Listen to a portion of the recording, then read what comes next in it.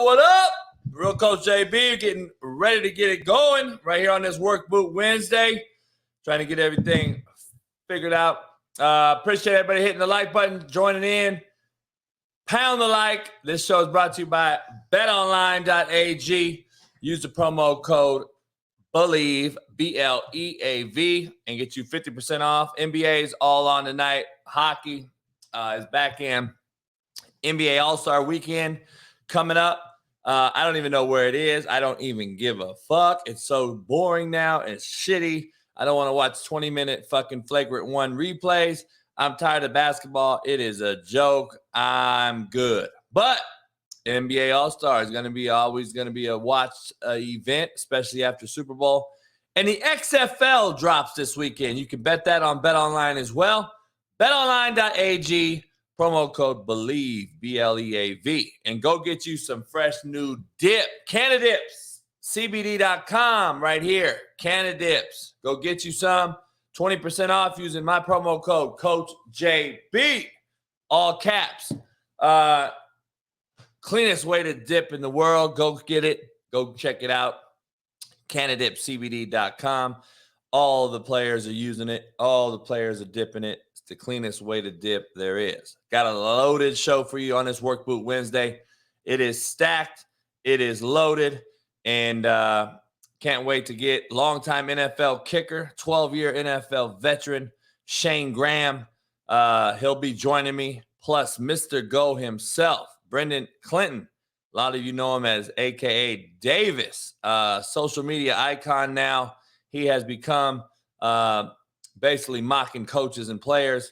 He does a hell of a job on TikTok and Instagram. Mr. Go will be joining me, along with Chase Sr. As always, he's going to talk Eagles, free agency, what's the offseason look like, and Matt McChesney is going to join in. We're going to talk our top 10 offensive linemen of all time, 2 starting O-lines. It's hard to fit in 10, but we're going to try to talk it and get into some free agency as well, and maybe show a little bit of the Super Bowl. Since Sean and I couldn't do it last night, Sean Salisbury and I will be there tonight, live on Last Chance Q. Wednesday night, tonight, we're going to watch some Last Chance Q and break down the Super Bowl for you guys on that live All-22 film that we got, brought to you by DV Sport. So make sure you head on over and watch that tonight on Last Chance Q. If you're not a member of our Patreon, it's in our bio links, in our link trees. Go become a member of our Patreon and get some great knowledge of football on that. Go check it out. Lots to discuss. Quote of the day, as we always get started. Bam. When you love what you have everything you need. If you don't have everything you need, go figure it out. Period. If you love what you have, if you love it, truly love it. I don't know if you guys realize that. If you truly love what you have everything you need. I'm just telling you. If you don't have everything you need to figure out a new passion. Contrary to belief, brought to you by CanadipCBD.com. Head on over to CanadipCBD.com. Use the promo code CoachJB. Do something today that your future self will thank you for. How deep is that? Real simple. Do something today that your future self will thank you for. A lot of people don't realize, have you ever thought about doing that? What are you going to do today? Put away $100. I don't know. Put it in the bank. Get some interest. Do something. Because your future self will actually thank you for what you do today. But a lot of you guys don't think that far ahead. You got little fucking peanut brains. Think outside the box. Lost time is never found again. Lost time is never found again. That one should resonate. That one should run deep. That one should sit in while you walk around the store every day or sit at home on your fat asses ordering Uber Eats. Lost time is never found again. So go do something worth a shit. How about that? Get off your ass. The older I get, the less I feel the need to be included, the need to be understood, the need to be fucking accepted. The older I get, the less of all that shit I feel, contrary to your belief. So Loaded show today. Can't wait to get after it. Raiders release Derek Carr. What does this mean? What is next? Aaron Rodgers, Jimmy G, do they keep Stidham?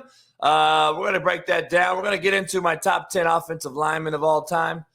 Don't miss this action-packed week. Tomorrow, TJ Lang joins us. TJ Lang, if you know who that is, he'll be joining the show. We got guests all week, every week. It's getting there. It's getting there. Pound the like button, subscribe, become a member today. If you're not a member of the Slap Nation Discord, please do so. You guys can come in there and chat. The chat's going wild right now. Bree Black, Lucy, everybody's in there chopping it up. Sean Waffle, Gorian, everybody's in there. I appreciate everybody over there. Hector and everyone else. We're here on Work Boot Wednesday, man. We got a lot to talk about. Always trust people that like big booties. They cannot lie. You ever seen that? Who makes that sign, though? Who makes the sign after the legendary song and puts it up? Oh, my boy sent me that. I thought it was funny. Who uses that as a marketing scheme in front of their store? I don't know. Derek Carr is traded. He's released. He's actually not traded. He was released. Now he can sign with anybody. He got what he wanted. He gets to keep some money. Makes it worth a while. What do the Raiders now do? What do the Raiders now do is the question. I don't know. I don't know what the Raiders do. Stidham's not a bad deal. Can they make the roster better? But is that going to be the splash? Mark Davis cut off his hair. He's bald now. I don't know if you've seen it. He looks like me. He shaved his head. Much better look to me. I'm tired of seeing the fucking bowl cut, fucking whatever that is. He cut his hair off, so I don't think they can go with Stidham. He cut his hair off. That means I drop my nuts. I'm dropping that. I'm going to be swagged out. We're going to go get Aaron Rodgers. That's what that tells me by cutting off your hair as the owner. That's just what I see. But what do I know? I don't know. We'll see. Lots to discuss today. I can't wait for Shayne Graham to jump in, talk some NFL. He was a 12-year NFL veteran kicker, college coach. We're going to get into all that. Baltimore Ravens, they hire Todd Monken, college OC from Georgia. I know Coach Monken. I just want to break this down real quick. I know about his history. I know what he is. I know what he does. I just want to be really, really, really, really clear out here. I want to ask some real questions, all right? Before I ask this question, though, I got to ask the poll question. I got to ask you guys a poll question. Is Eric Bieniemy getting screwed? Drop it in the chat below. If you didn't get to see Jason Whitlock and I go back and forth about Bieniemy, about these type of things, go listen. It's on my show today. It's up. We put it up last night. We got a lot of good engagement already. I appreciate you watching that. But Jason Whitlock and I discussed this in totality. Go on over and watch that later on. Is Eric Bieniemy getting screwed? I mean, that's the poll question that I have. Drop your thoughts in the chat. I don't know if he's getting screwed or not. But the Baltimore Ravens hired Georgia offensive coordinator Monken. Now, let me tell you something about Coach Monken. Coach Monken is a pass-first, pass-happy coordinator. He usually has the best receivers in college and a quarterback that's usually pretty good at getting it done. He had a 27-year-old getting it done this year. But what does that mean for Lamar Jackson? Is he shit out of luck or not? That's what I want to know. Is he shit out of luck? Because you just hired an offensive coordinator who ain't coaching in the NFL as a coordinator and is going to be is he a pass-happy guy? Does that tell you that Lamar Jackson is gone. Chase Senior will help us with that one later on. Our NFL specialists come in and give us some insight on Baltimore. Plus, Mr. Go, being a Baltimore native and an East Coaster, we're going to ask him what his thoughts are on the Baltimore Ravens offensive coordinator. I appreciate everybody that watched the Brandon Walker Unnecessary Roughness Barstool show. I was on there for about an hour and a half last night. They posted a few clips. It's up on their YouTube. We'll post it on mine today as a premiere, so you can check it out. If you haven't seen it, go check it out. Barstool Sports Unnecessary Roughness with Brandon Walker. I thought it was a good show. I don't know if there's some shit we got to talk about at this Eric Bieniemy thing. Like, what is going on? Because if Eric Bieniemy is getting passed by for college guys with no experience, dog, what is happening with my boy? Bree Black is in the house. The day after Valentine's. Bree, I got to be honest. You got fucked. You got fucked over with your birthday. How do you miss Valentine's Day by one day? Like, shout out to Bree. Happy birthday. Happy birthday to Bree Black. Bree's in the house. Loyal community member. Loyal supporter. I appreciate Bree. Give her a birthday shout out. But you got fucked, Bree. Valentine's Day was yesterday. I'd rather have it on, you have to have it on Valentine's Day, Bree, or it needs to be as far away from Valentine's Day as fucking possible. Like, whoever has a birthday on Christmas gets fucked. If you don't know that, whoever has a birthday on Christmas is absolutely fucked. Because you don't know if it's your birthday present or your Christmas. I'm not telling you. Here's your good. What is my birthday or Christmas? It's all one. Shit. You got fucked. I think Christmas is much worse birthday. I think Valentine's for a woman, since men are usually catering to the woman on Valentine's Day, I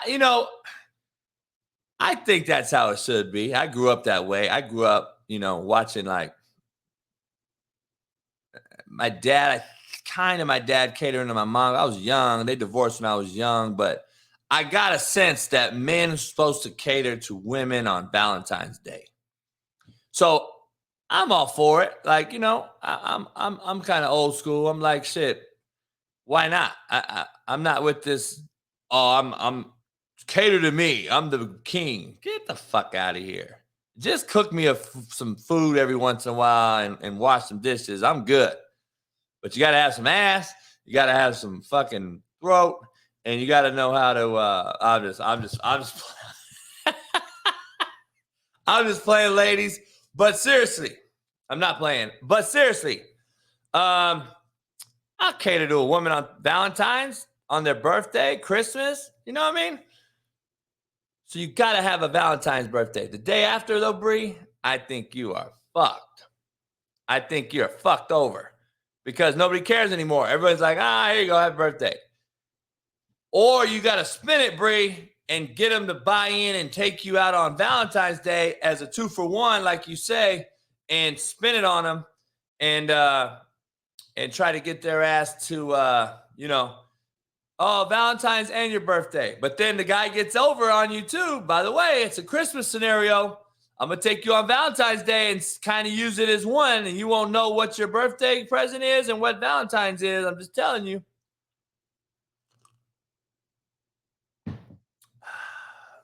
So,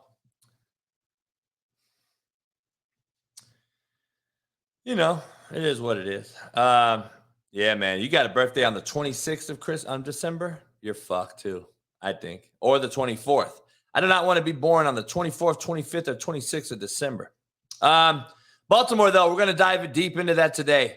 Monken, OC for Georgia, gets hired over Bieniemy. I thought Bieniemy would have been a good fit, but I told Whitlock that's a bad scenario for Bieniemy going there with Lamar. I truly believe that. I think Bieniemy was saved by grace on this hire. So We'll see. We'll see. Bad weather all over America. Vegas was deterring flights. People were going to Vegas just for an hour flight from Phoenix and couldn't go in. They had to go back because of the nasty dust storm and nasty wind. If you didn't notice, Vegas is the weather. All kind of weird anomalies are happening around here right now. What the fuck's going on, America? I'm just glad we wake up with the power on.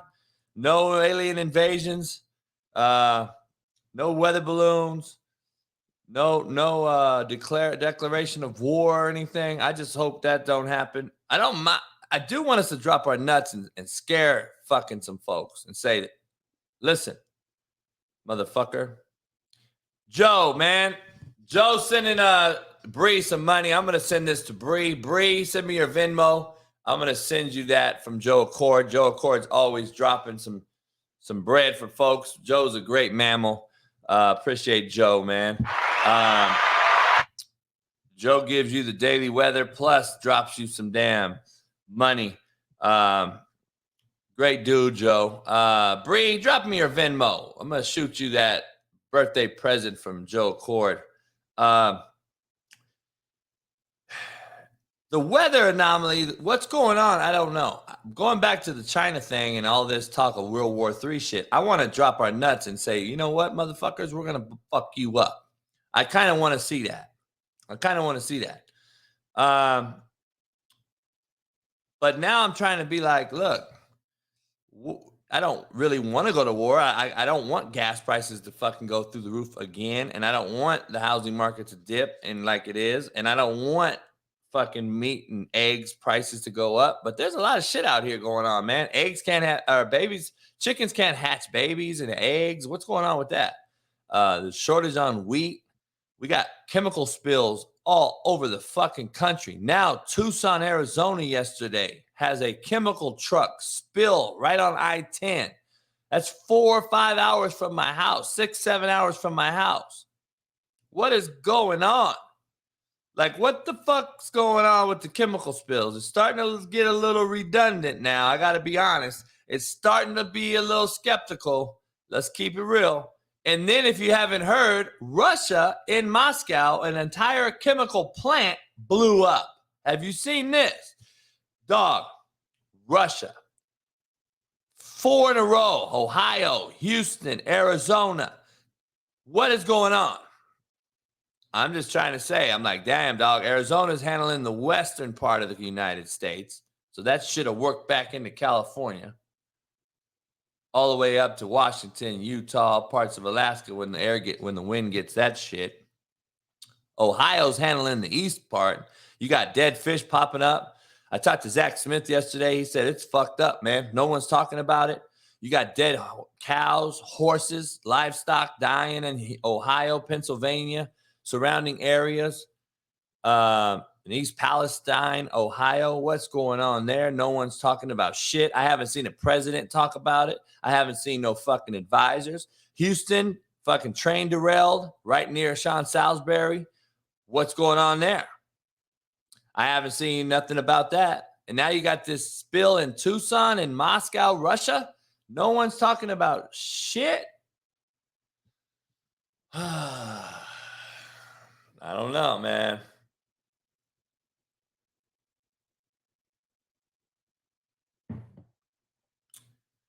I don't know.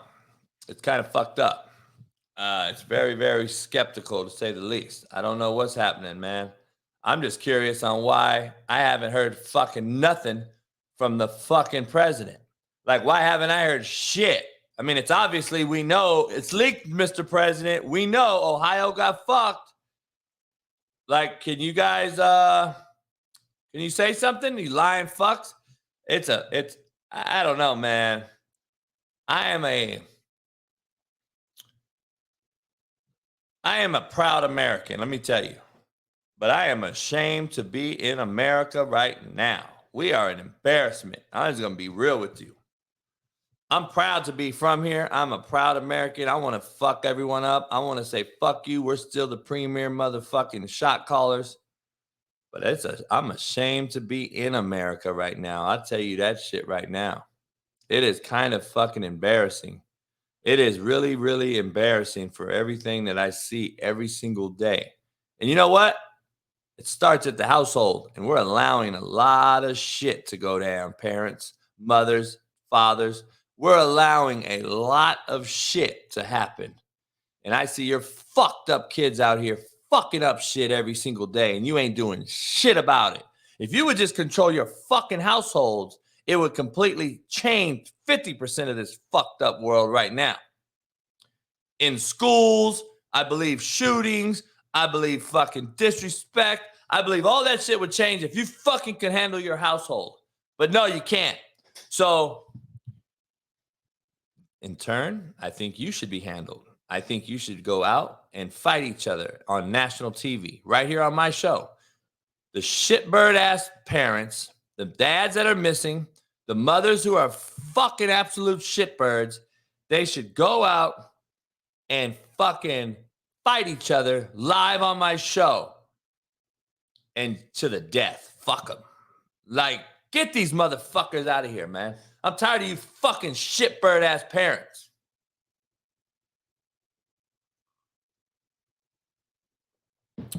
That's why I said yesterday, dog, get rid of social media for 1 year. 1 year. And it would be fucking great. 1 fucking year. It would be lovely. Colts hire another head coach with no experience to a 6-year deal.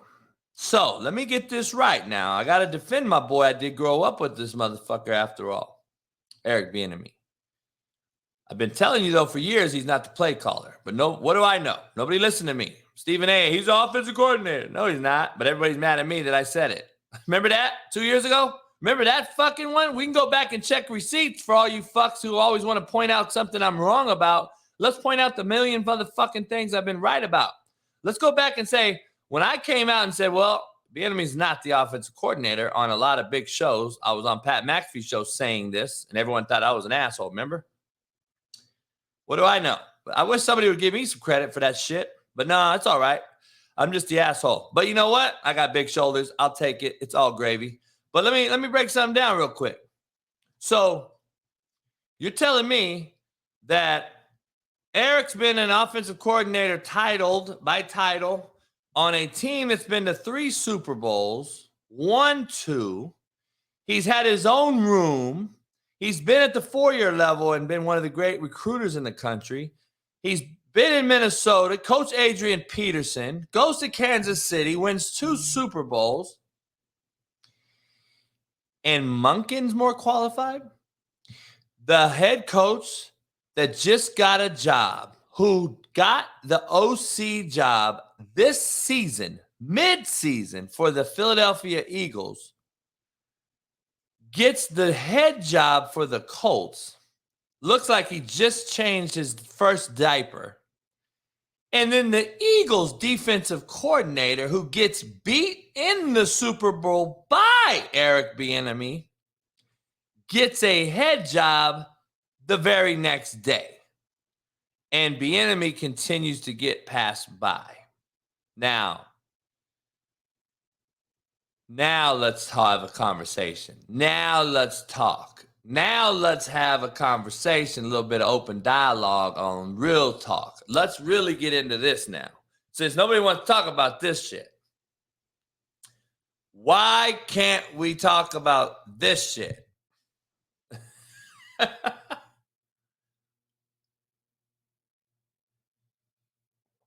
I don't see EB inheriting the job either. Come on now, dog. They'll use you for what they need you for. That don't fucking mean you're going to inherit the job when Andy Reid leaves. Andy Reid's loved and cherished there. But when he leaves, don't be surprised if Nagy was brought in to replace him. Come on, man. Come on, dog. You don't think this is still a good old boy network, you're fucked up. If you don't think it's a good old boy network, contrary to what Jason Whitlock thinks, you're still kind of delusional in some aspects of your life. So let's not get it twisted. Till I see some black ownership and more GMs and more head coaches, then I'll start saying, okay, it's a little bit more level playing field. But I don't solely blame. I'm not going to play the race card on the lack of hiring of Eric Bieniemy. Not going to do it. I believe there's deeper scenarios. I believe the NFL owners know that he's not the play caller.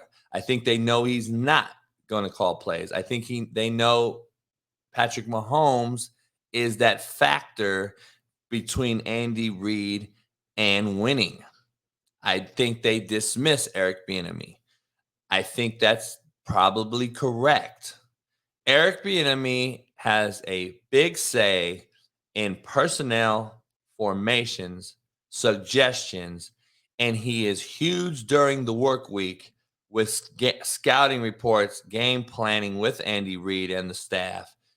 But he's not calling plays. See, calling plays from first to fourth down between the sticks, third and long, third and medium, third and short, second and long, second and medium, second and short, are very, very tactical. Not all humans can make those calls on the run, on the fly, within a play clock. Just so we're clear, that's not an easy task, and not everybody's out here doing it, and not everybody. I would say not even 10% of these guys are good at it. A lot of them, though, are getting jobs over a guy who Andy Reid's titled the OC. So I'm just throwing it out there, dog. Is he deserving of the job? Yes. Is he worthy of a head job? No. That's my take. So go ahead and talk what you want. But you remember, I'm in the middle, dog. I'm a real talker. I'm a straight shooter. I'm not going to sugarcoat shit. You ask me a question, I'm going to tell you no lie. He's deserving, just like Lamar Jackson is deserving. It does not mean they are worthy. See, you guys can't even dissect that shit. It's too deep.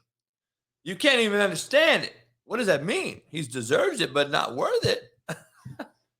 Kyler Murray is not worth it or deserves it. He got over on you. I mean, let's just be real. There's guys that aren't deserving or worth it. Deshaun Watson, he ain't deserving or worthy. He got over on you. Lamar Jackson at least is deserving. He's won an MVP. He's never had an issue off the field. He ain't a shitbird. Now, I start questioning a few of his things late in the season and what he did, a little selfish stuff, but he's still more deserving than Deshaun Watson and Kyler Murray. But is he worth it? No. He's not worth $200 million. Fuck no. And I don't know if there's a quarterback in the NFL other than Mahomes, because he's won 2 MVPs, 2 NFL Super Bowls, and 2 Super Bowl MVPs. So you have to say he's worth it. Joe Burrow, not yet, dog. I think Joe Burrow is the best quarterback in the NFL as far as sustainability. That does not mean he's worth $500 million yet, because you have to win a Super Bowl. Now you're trailing Mahomes by 2. So it changes every day. It changes every day. I was talking that Burrow is the best in the NFL. I think he is the pure best quarterback in the NFL. But now, can't pay him. You can't pay him Mahomes money. Can't beat. He hasn't won in a Super Bowl. Josh Allen, can't pay him. Hasn't won shit. Herbert, nope. So that's my point. Can they be worth it later? Maybe. Not right now. And they're not deserving of it yet either. They're not deserving either yet.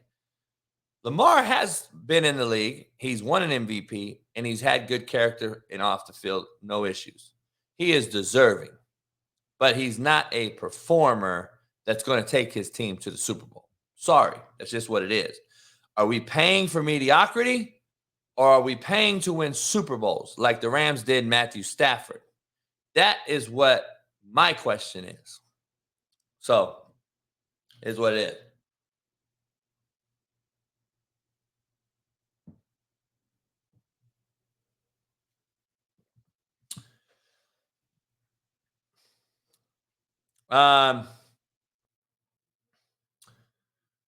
If someone pays Derek Carr $40 million, they're absolutely fucking insane. They're absolutely insane.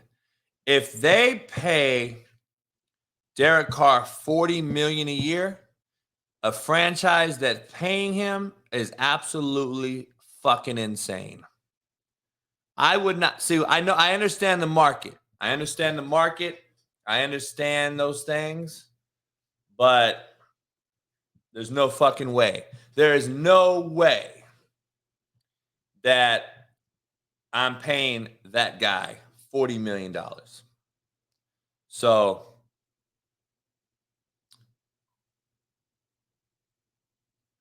there's just no way.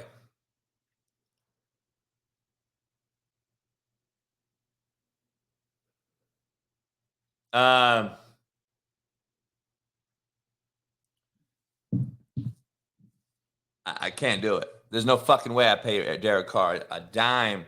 I wouldn't pay a Derek Carr a penny over $20 million. Because I got to be honest.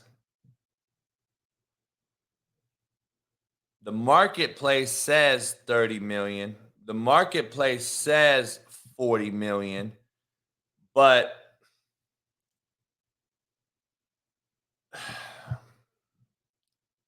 that doesn't mean you have to pay him. What's he going to do if you don't pay him? Go to the XFL? By the way, the XFL starts this weekend. Are you excited to see average quarterbacks play?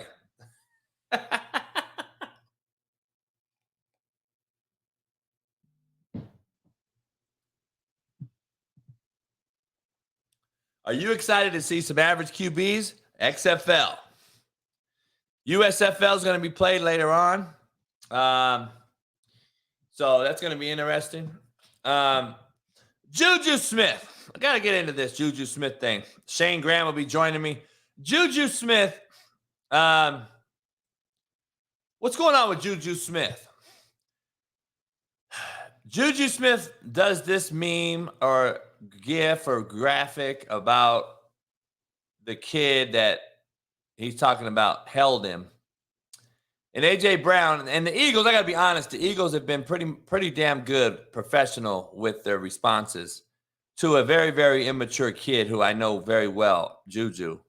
We all know is a very immature cat. But like, come on, dog. That's some bitch-made shit. I got to be honest, homie. I grew up with this cat's pops. I know this whole cat. His family, that's some bitch-made shit. And I got to let him know. First of all, A.J. Brown, he you know, the whole Eagles organization's giving this cat drama. And you didn't do nothing, Juju. Like, it's not like you balled the fuck out. It's not like you did a lot. I just think this is the generation. I'm ever call him TikTok boy. I like that shit. AJ shows a little bit of older, shows a little bit, you know, little older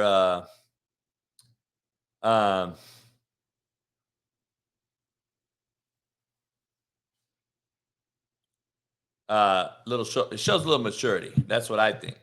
So, you know, hey, it is what it is. Somebody, who was it? Gardner came out and said, I had more picks than you had touchdowns. We got shitty weather in California too, by the way. It's supposed to rain, and it kind of rained yesterday a little bit. Go check out Unnecessary Roughness with Brandon Walker. I was on that show yesterday. Go check that out. It was a good show. Juju, come on, dog. You gotta be a little bit more grown than that. All right.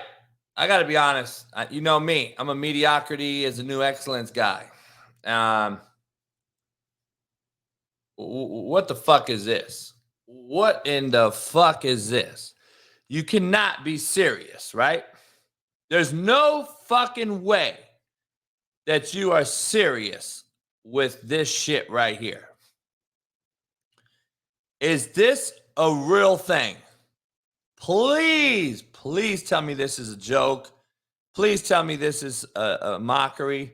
Somebody tell me, baseball fans, Is this a real thing?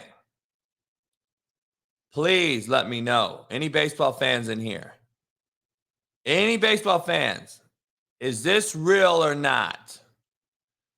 Man, I thought it was Photoshop, dog, but I went around and was looking at baseball shit, and they're all saying the bases. There's no way, though, that it's going to be that big, right? Like, fuck, now I'm going to get a baseball guy on the show, man. I got to get a bit. Hector, I know. That's what I'm telling people. They've been talking about this base shit, and I'm telling you, I went and saw a bunch of different baseball people's feed, and it's real shit. They're showing these huge bases. Is that a real thing? I just want to know. I don't want to hear speculation that it's Photoshop. I want to know if this real, because I do know they are making the bases larger, right, Hector? They are making the bases larger. That is a real thing, right, Hector? So, is this the real base? If that is, man, that is a fucking mockery. Kyler Murray could sleep on that motherfucker.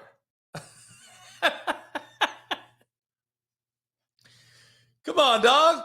Kyler Murray can sleep in that motherfucker. That's like a goddamn waterbed to his ass.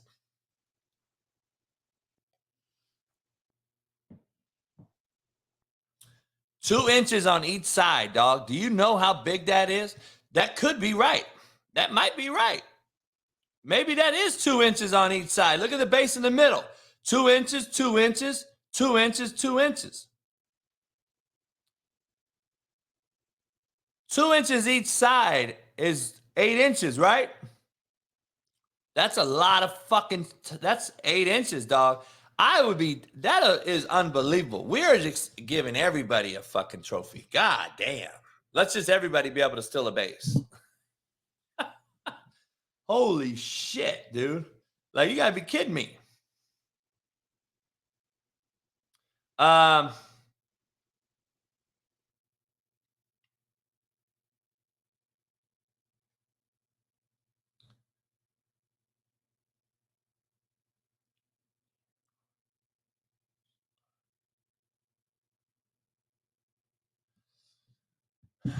Dog, I mean, there's a whole human being that can sleep on that. That's too much. Come on, dog. There's no fucking way. No way. For all you boxing fans, I want to show this tomorrow, but I couldn't avoid showing this. If you haven't noticed, if you know who Customato is, trained Mike Tyson, Muhammad Ali, some of the greats. If you haven't seen this, I want you to have a look at Customato, who was one of the all-time boxing trainers. We can argue when he left Tyson fell to the bottom. Have you guys seen this video of him and Muhammad Ali's fucking around while he's wearing pants? Look at Customato and how fucking legit he is.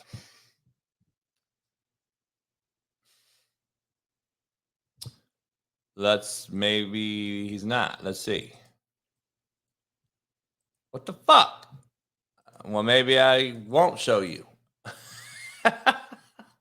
Hold on. I think I fucked up and removed it. God damn it. I hate fucking technology, man. I hate technology. I gotta find this. Thing. Give me a second.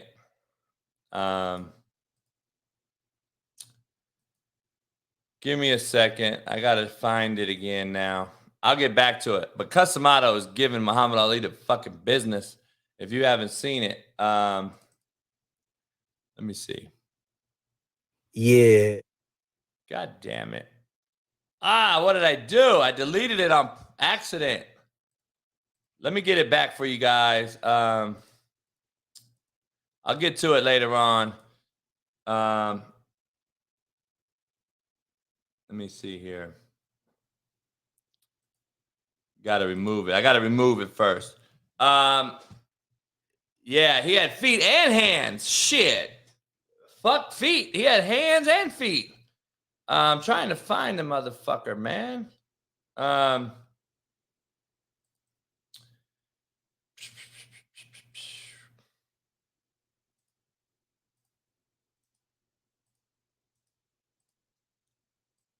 let's see. I don't know what I did with the motherfucker. I hate technology, man.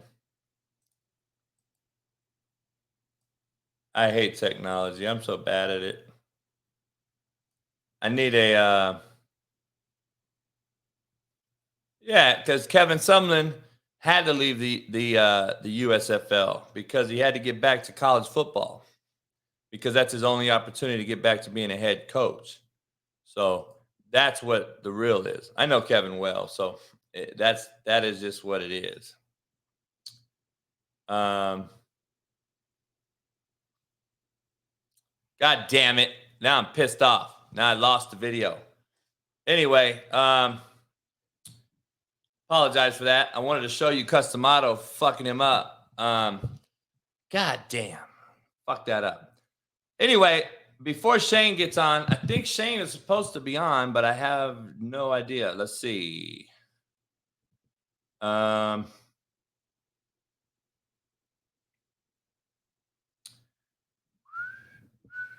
Shayne's all right. Waiting to hear back from Shayne Graham, NFL veteran kicker. I wanted to break this down. I wanted to show this film. Did you guys notice how bad the NFL footing was in that game? I wanted to just show this. There was some bad footing, and I don't believe. See, I like the Eagles' response. We had to play on it too. But there is a valid point to be made with bad footing. And if you don't know, it's right there, right here. Pass rush. Pass rushers fucking struggle in bad footing. So a lot of people are talking about this bad footing, and apparently they changed cleats during the halftime and talked to the NFL refs. And hey, bad footing is a real thing for pass rushers. Just so you're clear, that is a real thing. So it was pretty bad. If you watch that shit, it got pretty bad. And I'm going to be honest, it slowed the pass rush down, dog. Let's just be honest. It slowed that pass rush down. And I'm not going to make excuses because I don't care. I don't have a dog in the fight. But if I have 78 sacks and I've dominated, and that's my first game without a sack, and you watch the film and see every single defensive lineman slip, which Sean and I are going to break down. Maybe Matt will break it down with me today. I would be pretty pissed too. And out of those clips we just watched, you saw 2 defensive ends slip and fall, and there's a shitload of them. And if you can't have footing as a speed rusher, you have no shot. Now you can't double dip. You can't come back inside. You can't club them. You can't swim them. You can't. I mean, there's a lot of things that an offensive lineman has advantage over if you cannot have any footing. Look, I always, me, people think I'm always Mr. Negative, and I'm always talking and showing negative things. This right here is a feel-good story. If you're a mother, a parent, a father, if you haven't seen this video, the Kelsey brother video, is pretty special shit. Of course I don't have it. Fuck! Let's see. I fucked this up today, people. Sorry. I have no idea what I did. I deleted everything, apparently, and I have no idea how I did it, but I did it. So, we're gonna figure it out. I gotta fucking, god damn it, dude. I hate this shit, to be honest. I wish I knew what the fuck I was doing, but I don't, so I can't find it, but I will find it. I'll find it. I deleted them on my computer, and therefore it won't show you guys. So I apologize. The Kelsey brothers' parents, after the football game in the Super Bowl, if you watched it, they came out, and the mother and the kids are crying, and it's just it was a good story, man. It was a pretty damn good story.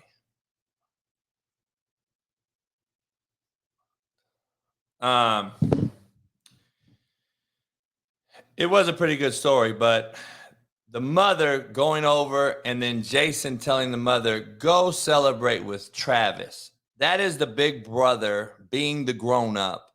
And I couldn't do anything but applaud him. And that is some good shit. If you're not a subscriber to the Kelsey Brothers podcast, I suggest you do it. It's actually positive shit that we need in this world right now that's fucked up, coming from Mr. Negativity that you guys all think is Mr. Negativity. So I thought it was a good story. I fucked up the video because I have no idea where I put it, and now it's deleted. So once I figure this thing out, I'll get it back up and running for you guys. I wish I could do it by fucking date and I would find it, but I can't. And I have no idea what it's called. So I apologize. Yeah, Bree, you're a mother. You're a mom. You're a mom. So I'm sure that you would be balling. I know, that's what every parent wants. Every parent wants to see their two kids playing a fucking Super Bowl, right? Like, you got to be kidding me. That's what I would want. I'd want to see that shit bad. But sometimes you can't do it. Anyway, I'm going to miss the videos. I don't have them. I can't find them. I lost them. I had them all set up, and then I deleted them, and now they're in my trash can, and I can't fucking find them. So fuck it. It's over. Let me see if this video's up, because I might have deleted everything. I don't know if you guys have seen this video, but do you guys follow the Hodge twins? Take a listen. How little cis people actually know about biological sex. Like, your chromosomes dictate everything, and you'll never be a real boy or a real girl. Do you know how easy it is to completely change your body with hormones? I grew a penis within my first month of being on testosterone. I started having full-blown boy puberty around month 3 or 4. Trans women can grow breasts exactly like cis women can. Trans women can lactate. Everything you think you know about how bodies are set in stone and can't be changed, you're literally just wrong. We understand what's the difference between a male and female. It's you people that don't. You mean to tell me you grew a cock? How big is it? You take the testosterone, you shoot it up, right? Yeah. And then you like, oh man, it's growing. Look, the balls is forming. What's probably happening is your clitoris is swollen. You made this argument that a man can take estrogen, grow breasts, and be able to breastfeed. How many kids on this planet was breastfeed by a biological guy taking estrogen? And I want to know what that kid looks like. You are delusional. You really are delusional. And for you to put that video out there, lady, guy, I don't even know what they are anymore. I don't know what we call them. What the fuck are they? Well, they're made up humans. We know what they are. And I am going to get a shirt made, and it will say, no more made up humans. I'm going to have made up humans, and I'm going to have to circle with the fucking thing through it. We don't need any more made up humans, dog. Like, what made you think you could breastfeed a kid? Like, I'm just confused. It's not hard to go read a book. You know what I'm saying? Go read a book. Go read a book, dog.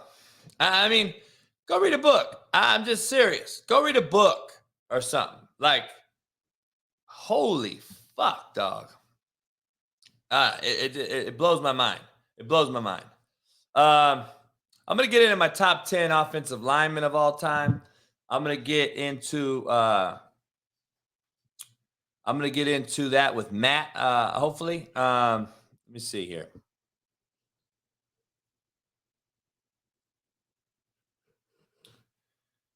because I don't know what happened to Shayne.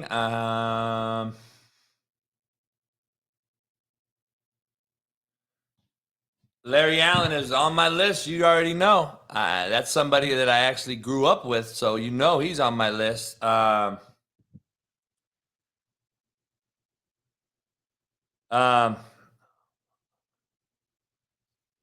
said there's a massive snowstorm in Colorado. So everything's fucked up today, by the way.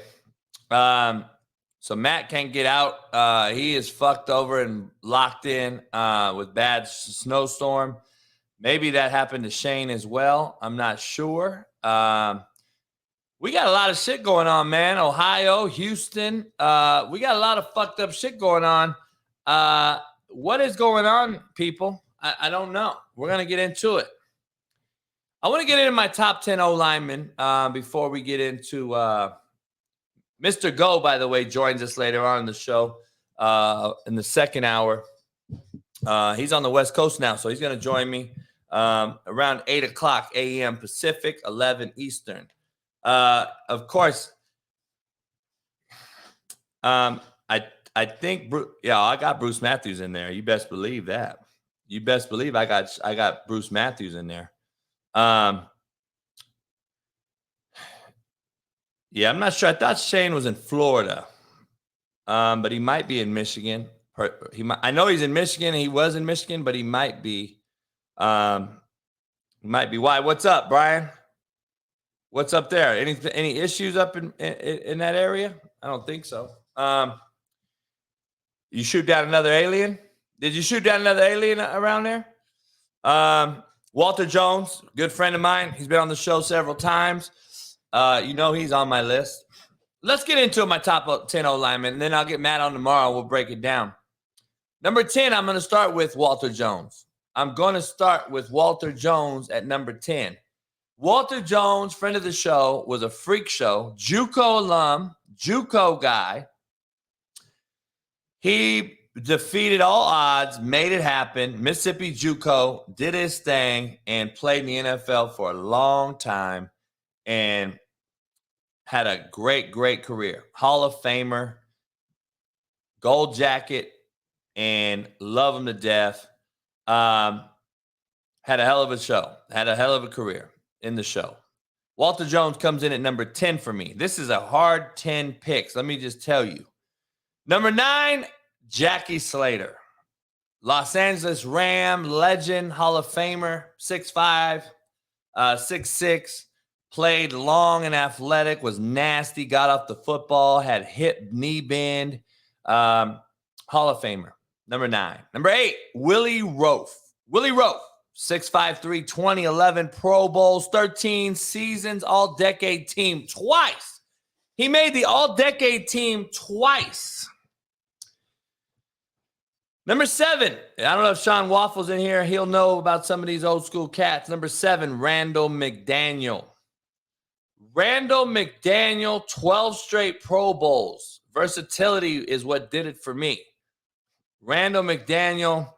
Randall McDaniel is a 12 straight Pro Bowler. He played all 5 positions at times. He was unbelievable. I got him at number 7. Orlando Pace coming in at number 6. Orlando Pace was 7 Pro Bowls, just a freak show. 2000 all-decade team, Super Bowl champion. Orlando Pace, unbelievable career. Number 5, Bruce Matthews. Bruce Matthews, 292 straight starts. He has the same amount of straight starts as Brett Favre, Iron Man offensive lineman of his generation. Bruce Matthews, unbelievable career. Played all 5 positions, by the way. Bruce Matthews did. Had an unbelievable career. Number 4, Jonathan Ogden. Jonathan Ogden was just a long athletic freak. Got to watch him at UCLA. He could easily, you can argue any one of these guys could be your number 1. I would not argue if you put Jackie Slater at 1. I would not argue at Walter Jones, Willie Roaf, Randall McDaniel. Orlando Pace, Bruce Matthews, Jonathan Ogden. I wouldn't argue if you guys came to me and said, I think they're number one. I would say all these guys are worthy of number one talk. They're deserving to be in the discussion for number one. No question about it. Number 3, Will Shields. Will Shields, I got to see personal up close work. He was as nasty as it gets. He was a guy you don't want to fuck with. He was unbelievable, nasty, smart, legendary guy. I got to be on the practice squad when he was playing and dominating for the Chiefs. Unbelievable. Will Shields, number 3. Number 2, Larry Allen. Larry Allen, who I grew up with, saw it up close and personal, saw him in the weight room, saw how he coaches his kid. Larry Allen, a Compton legend, Division II player, by the way. Sonoma State University, if you don't know where that is, they dropped football years ago. Larry Allen is an unbelievable freak of nature, was on the best offensive line of all time, Dallas Cowboys. I got him at number 2, easily could be number 1. And then Anthony Munoz, hand size, speed, never saw anything like him in his generation, in his era. A guy that had Latino blood. People never thought they would see it. And he happened to be one of the greatest specimens we've ever seen up front, ever. Honorable mention, though. Listen to my honorable mention and just how good a lot of these guys were. That a lot of you may not even know who I'm talking about. A lot of you don't know possibly who these guys are. Art Shell. Art Shell was 6'5", 265, and played as low as anybody, was nasty, got off the ball. Art Shell, Hall of Famer, actually had a decent coaching career as well with the Raiders. Art Shell was a great one. Gene Upshaw. If you don't know who Gene Upshaw is, I would go look him up. Alan Faneca. If you don't know who Alan Faneca is, he's arguably, you can argue that he should be in the top 10. Like Jim Otto. If you don't go back and watch football and aren't a historian, you don't know who Jim Otto is, or Dan Deerdorf, or John Hanna. Go back and watch. See, I'm an O-line guy.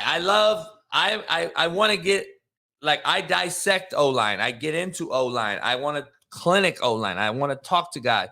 O-line guys, you got to understand there's a lot of O-line guys. And then if you want to get into guys that are playing now, there's some guys that Matt, I'm sure, would argue with you that there's some guys now that possibly can move up in this list. So I'm going to do D linemen on Friday. Tomorrow I'm doing my top 20 running backs with Steve Kim. That'll be fun again. We did our quarterbacks yesterday. We're going to do running backs tomorrow.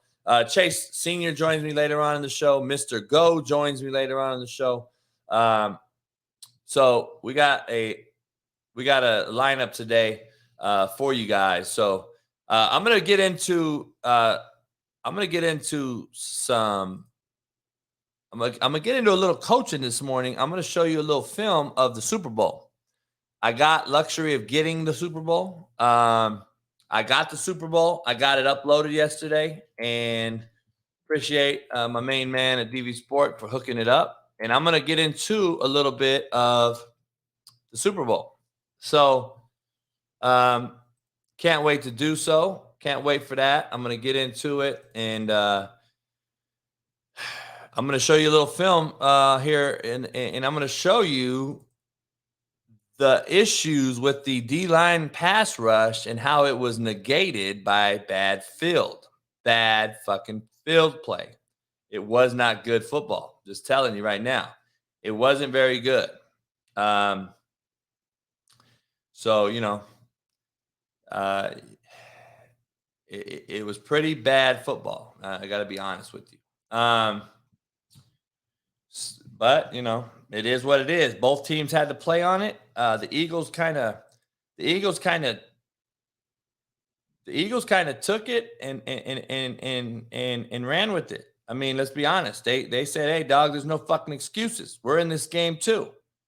we're in this game just like you are, and you can't be mad at them. You can't knock them. They played and they did their thing, and I'm going to show particularly Kansas City on offense, Philly on defense, and we're going to see the footing issues. We will see that. So, but apparently there's some technical difficulties going on with everything this morning because the world is in poof the Magic Dragon status, and we're all fucked up. So I need about 5 minutes to get some shit figured out, and I'll be back. Don't go anywhere. I'm going to get coffee. I'm going to talk to Shayne, try to see if we can get him on, see if we can figure out all the guests and everything for today because we have it all planned out. And then I will see you on the other side. I don't believe Patrick Mahomes carried them down the field to win the game. A fucking punt return. A punt return went 65 yards, homie. We were down by 10 at halftime, bro. I'm tired of you disrespecting this guy. He's got another MVP. It's not going to be talked about. Hold on. The punt return didn't put him in field position. Hold on, though. Did the punt return put them down there or not? Oh, God. So a good special teams play. So they returned a touchdown on defense, too. Why aren't you talking about that? I did already. That's what I'm talking. That's even helping my case. That takes away from Mahomes' greatness because he had guys step up. Wait up, dog. You played football like I did. So a fucking defensive touchdown doesn't help the quarterback? Of course it helps him, but that takes away. No, it helps him in a lot of different ways. Like, I don't got to go up. up. The whole fucking team. That helps Mahomes. Exactly. Exactly. But how are you saying that's all Mahomes that scored those points? I didn't say it was. I said he led the comeback.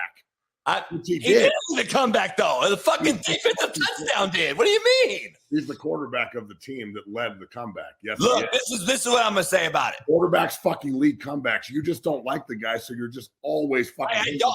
But that's not that's a fault. That is not correct either. I never said I never liked him. I've only said I've liked Mahomes on this show. I just said I don't believe he's what everyone says he is. And last night proved it again. I don't want to hear about the hobbled ankle. You played in this league. You know this hobbled ankle bullshit is a narrative. You play in the game, you stay in the game. I don't want to hear about your ankle. Jack Young up here, the broken fucking leg. He did stay in the fucking game. He didn't leave. Exactly my point. That's what I'm saying. I don't want to hear the common denominator factor on Twitter that, hey, JB, he played and didn't miss a game. Or miss a play. No shit. That's his job. That's what he's supposed to do. What do you mean? A lot of people would not play hurt. He played hurt. I understand that. But I'm saying if you get into the game and decide to play, then you should stay. That's what he did. So to me, that's what quarterback's supposed to do. Like, he's not doing something that he led the comeback. That's what quarterbacks do. They lead comebacks. All right. So Tony led the comeback? Who? The guy who returned the fucking punt. He led the comeback? Or Kelsey led the comeback? Or how about Andrew Wiley? Could he have led the comeback? The punt return put him in his position to win the game. What do you mean? I'm just saying Mahomes led the fucking comeback as the quarterback. Did he? He's the quarterback. What do you mean? That's what the fuck I'm saying. That's what I said 8 motherfucking times. That he led the comeback. And you told me he did it.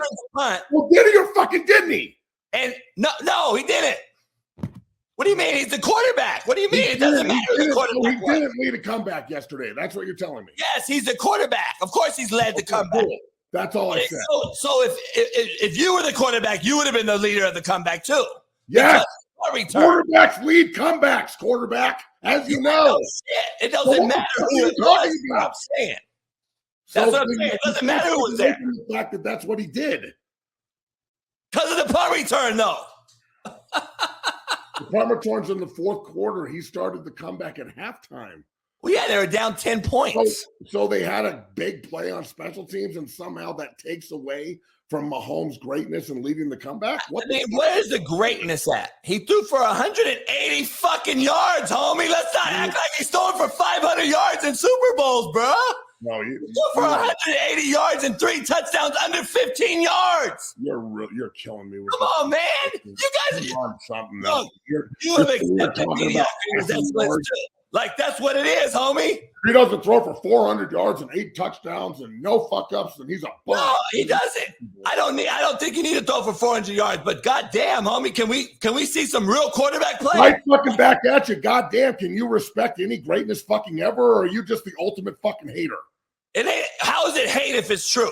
Bro, it's not true. How is it true? How is it he hate? had another comeback. We're going to see. Another MVP. You're wrong, bro. Dog, of course he is. Who else is going to get it? We're in the fucking mediocre. The quarterback play in the NFL is fucking atrocious. Oh, my Period. So Jalen Hurts didn't ball the fuck out last night? Yeah, he balled 3 rushing touchdowns. He throws for 300 yards. Deal how he scores. Okay, I just said 3 rushing touchdowns, 300 yards. I said he balled out. So, again, who cares how he scored? It's a good thing. I didn't say that. I just said I'm giving you the stat line. I didn't say how he scored. I just said he balled out. He threw for 300 yards and he ran for three touchdowns. And nothing last night looked mediocre other than the refs. Everything was on par. Both coaching staffs balled the fuck out. Both. Other than pass rushing, both defenses held on to their ass pretty much the whole game. That's it. Everybody else balled. Yeah, I love it. I love getting into it. Matt brings the real. If you don't like that and you can't handle it, I want to show you this Kelsey deal. I want to get some feel good going on. Good stage. Counts. How about it, Joe? It's Mama! I'm so happy. I love you, Mom. How about this? I had the week of your life. I had the year of my life. How about this, huh? I already saw Trav. I'm looking for my parents. I don't know if they're down here yet.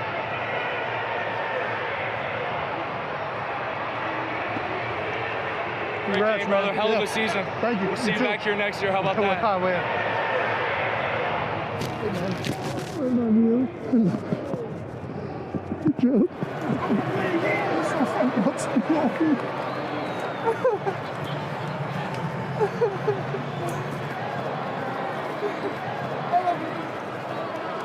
Let's celebrate with Trav. Okay. Go celebrate with Trav. Love to hear it from Jason.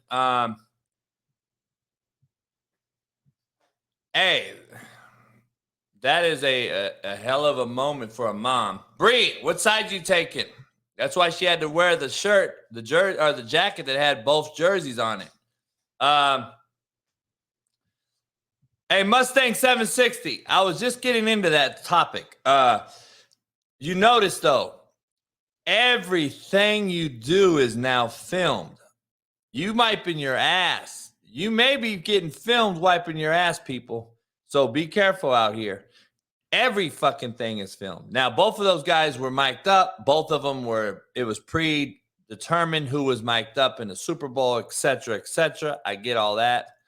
But the camera and the 4K and the 8K and the fucking Ultra HD and the cameras are fucking unbelievable. Every single where we go, everything's being filmed.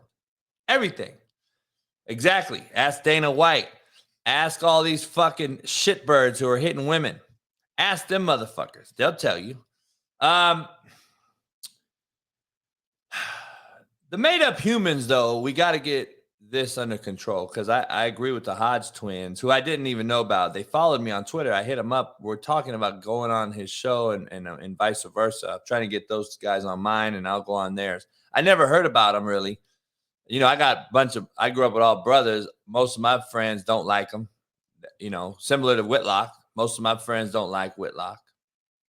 The mature older brothers is who actually at least will listen to Whitlock. You know, the younger cats that are in the media, who I'm good friends with Matt Barnes. I'm cool with Matt Barnes and shit. But Matt hates them. They got beef. Whitlock don't like a lot of cats that are in the media who he calls woke. I don't get into the politics side. I know who I hang out with and who I grew up with. I'm always going to be cool and loyal to those guys, but I can also tell them they're wrong in certain things, and they can debate it with me. And it's barbershop banter, dog, at my house. I mean, it was a barbershop banter. It was a very, very loud, aggressive cigar lounge at my house Sunday. A lot of you may not have been able to handle it. And it was what it was. Steve Kim was there. Steve Kim got to see some of my hood homeboys that I grew up with, came to the house, and it was great conversation, dog. It was great conversation. You know, we weren't going to fight nobody. It was great banter. Conversation was real. It was turned up. It was barbershop banter, smoking cigars, drinking, watching the game.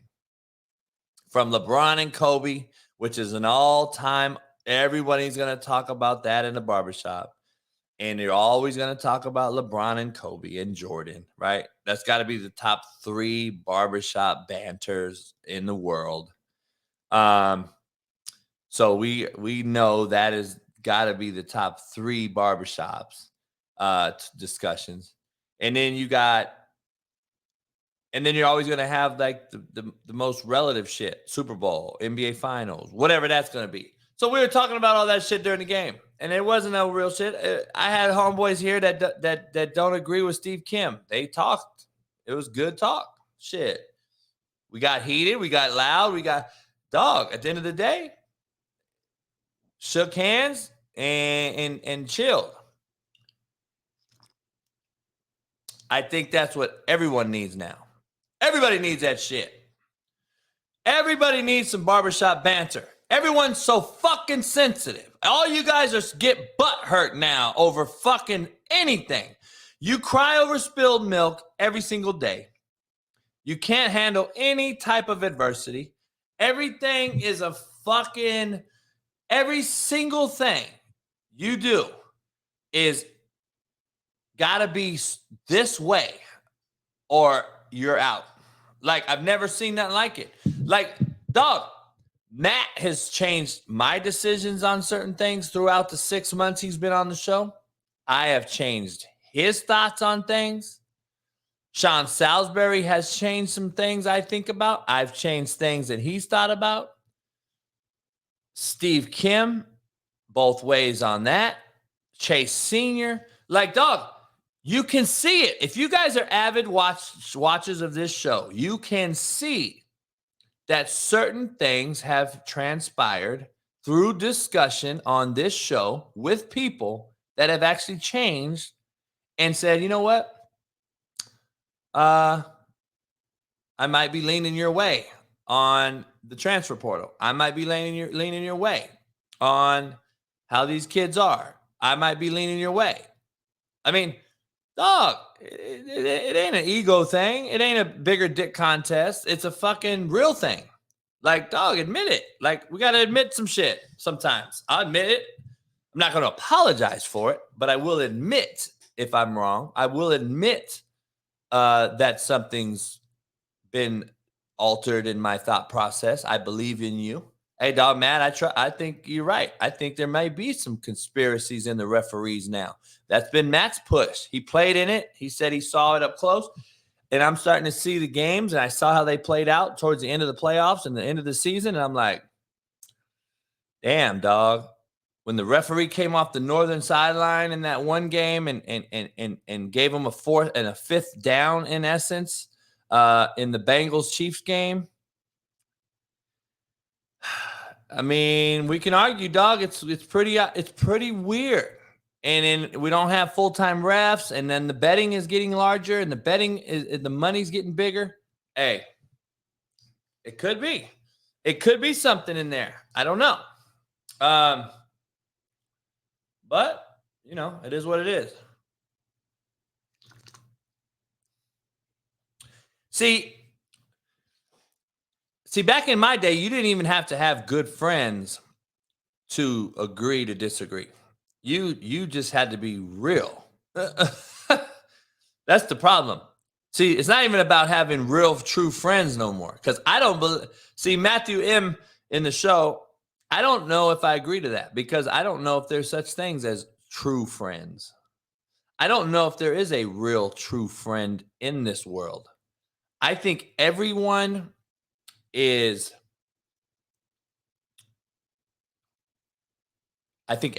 be bought. I think everyone will change the narrative about you.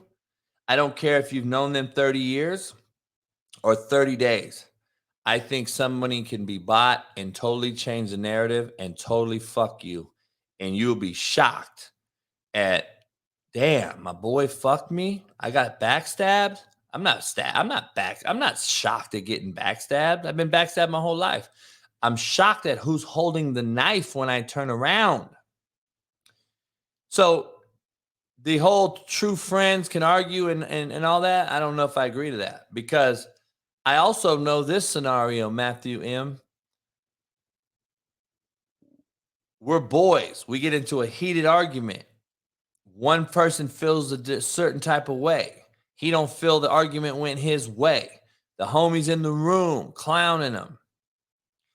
Guess what? Now that cat's vindictive. Now that cat has actual beef with you now, contrary to your belief. And you've known this motherfucker 30 years. I've been in that room too. So let that shit sit in. Let that shit sit in. So that's just real talk. So, you know,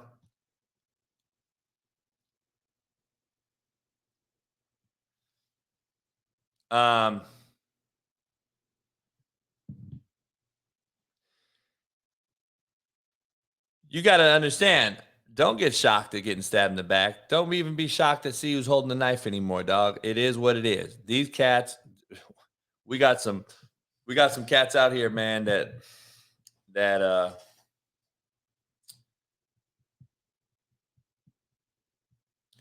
we got cats out here that just are just soft-minded, weak-minded, and will throw you under the bus, dog, in a New York minute. That just is what it is.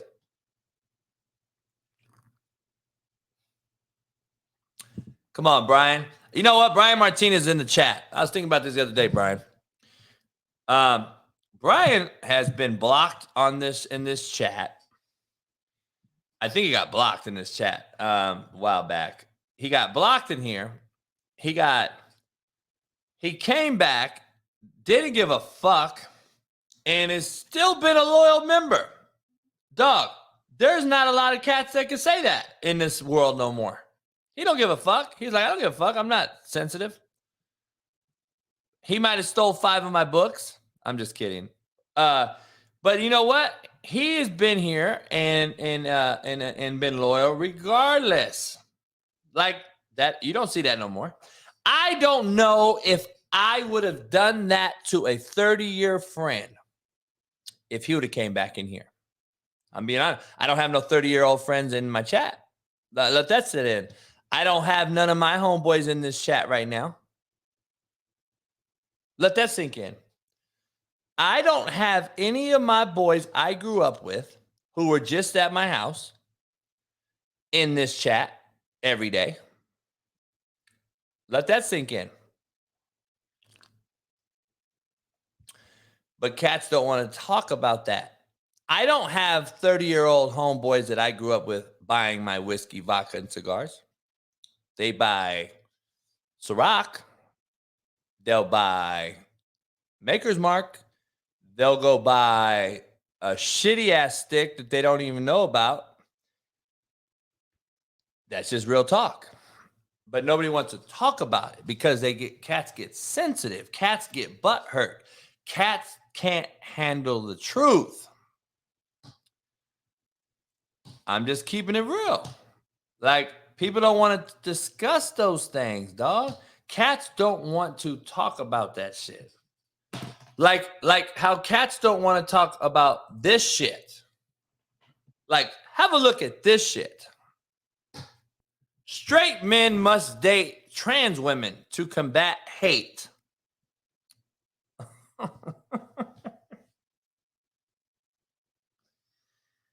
Oh, fuck. Oh, man, what is wrong with us? I don't know what's wrong with us. Like, what is wrong with this shit right here?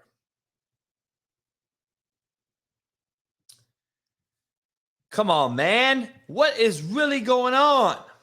I gotta read this again, dog. Straight men must date trans women to combat hate. I'm gonna have Brandon Lang on here and ask him if that's true. Because Brandon Lane, you know, he fucks with you a lot in this transgender shit.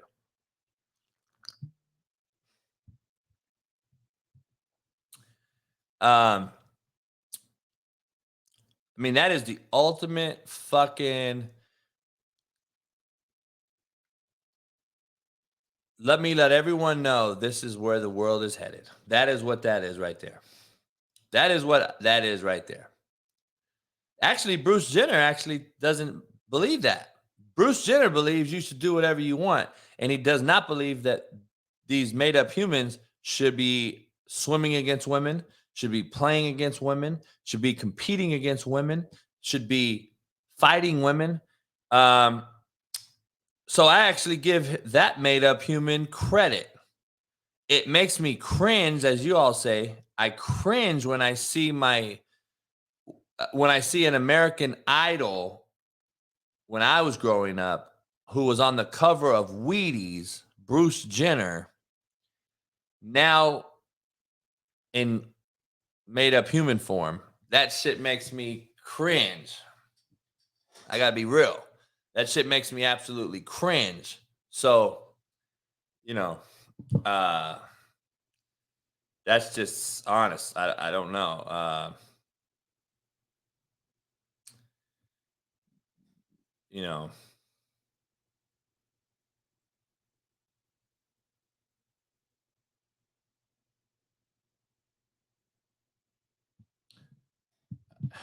Yeah, made up humans, Boston Celtics. That's what they are. If you're not a member, subscribe, join today. $1.99, dog. I need more members. You guys become a member. We got to get back to doing some trivia. I got a few things in the works, man. I can't talk about right now. So if it goes down, then you know you'll be the first to know about it. But I need more members. So if you guys aren't a member, become one today. Best $1.99 you can spend. You're gonna go spend $8.99 at the fucking Starbucks drive-thru later. So, you know, go check it out. If you don't know who my boy Mr. Go is, do you know who Mr. Go is? Right? Take a look at Davis at quarterback. He reads right to left like a manga. All right, and he throws it outside late like a block party. Interception. Take a look at the running back, wide open in the flats. I should have put Quavo at quarterback. He would have went to Elliott. All right, game's tied, right? We in the red zone. And take a look at Davis. Oh my God, I'm scared. The moment's too big. These boys playing hard. I'm softer than Lil Wayne's leather. I'm the opposite of Virginia because my wealth ain't common, even though I'm about as reliable as a McDonald's ice cream machine. So I piss down my leg, put it on CD like an album in the early 2000s, and it gets picked off like lint. Brennan's a good dude. He actually moved out here to Southern California from the East Coast, Baltimore. He'll be on the show later on today, this morning. He's going to be on. Always good to hear from my man, Brendan, who's making a killing on social media. Join on a computer, Justin. You got to join on a computer, I guess, or turn your cell phone into a desktop mode. That's what you have to do on Safari. There's an option. Turn it to desktop mode. That is what I've been told. I can't tell you how to join. I don't fucking know. But 500 members are in here. So, like, they get it. So I'm sure you can figure it out.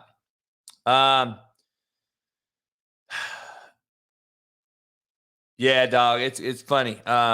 Brennan's funny. Chase Senior's going to come on. We're going to talk about the Eagles and the 10 unrestricted free agents. What do you do with Jalen Hurts?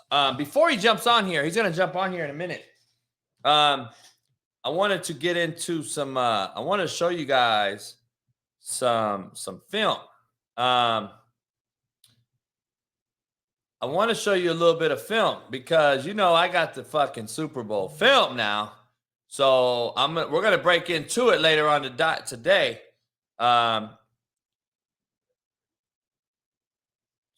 Sean Salisbury and I are going to break into it later on today. So I can't wait for that one. Let me get this film in here. Full go. Let me break this down. Let me get rid of this. Let me get rid of this. Man, the film is so lovely. All right, so you can see me. Kansas City, the Eagles already went down and scored 7-0. And here we go. We got the Chiefs' first possession. It looks like, this could be a boat race. It looks like the Eagles defense coming out okay. This is what I want you to watch, though. I want you to watch Fletcher Cox, okay? I want you to watch Fletcher Cox right here in yellow. I want you to see him get his helmet taken off. And then that offensive line is battling. And then he gets his helmet taken off.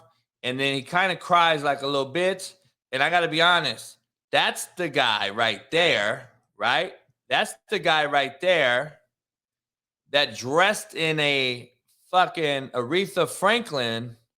Look at that shit, dog. You know what this means right here? I want you to see this. Bam.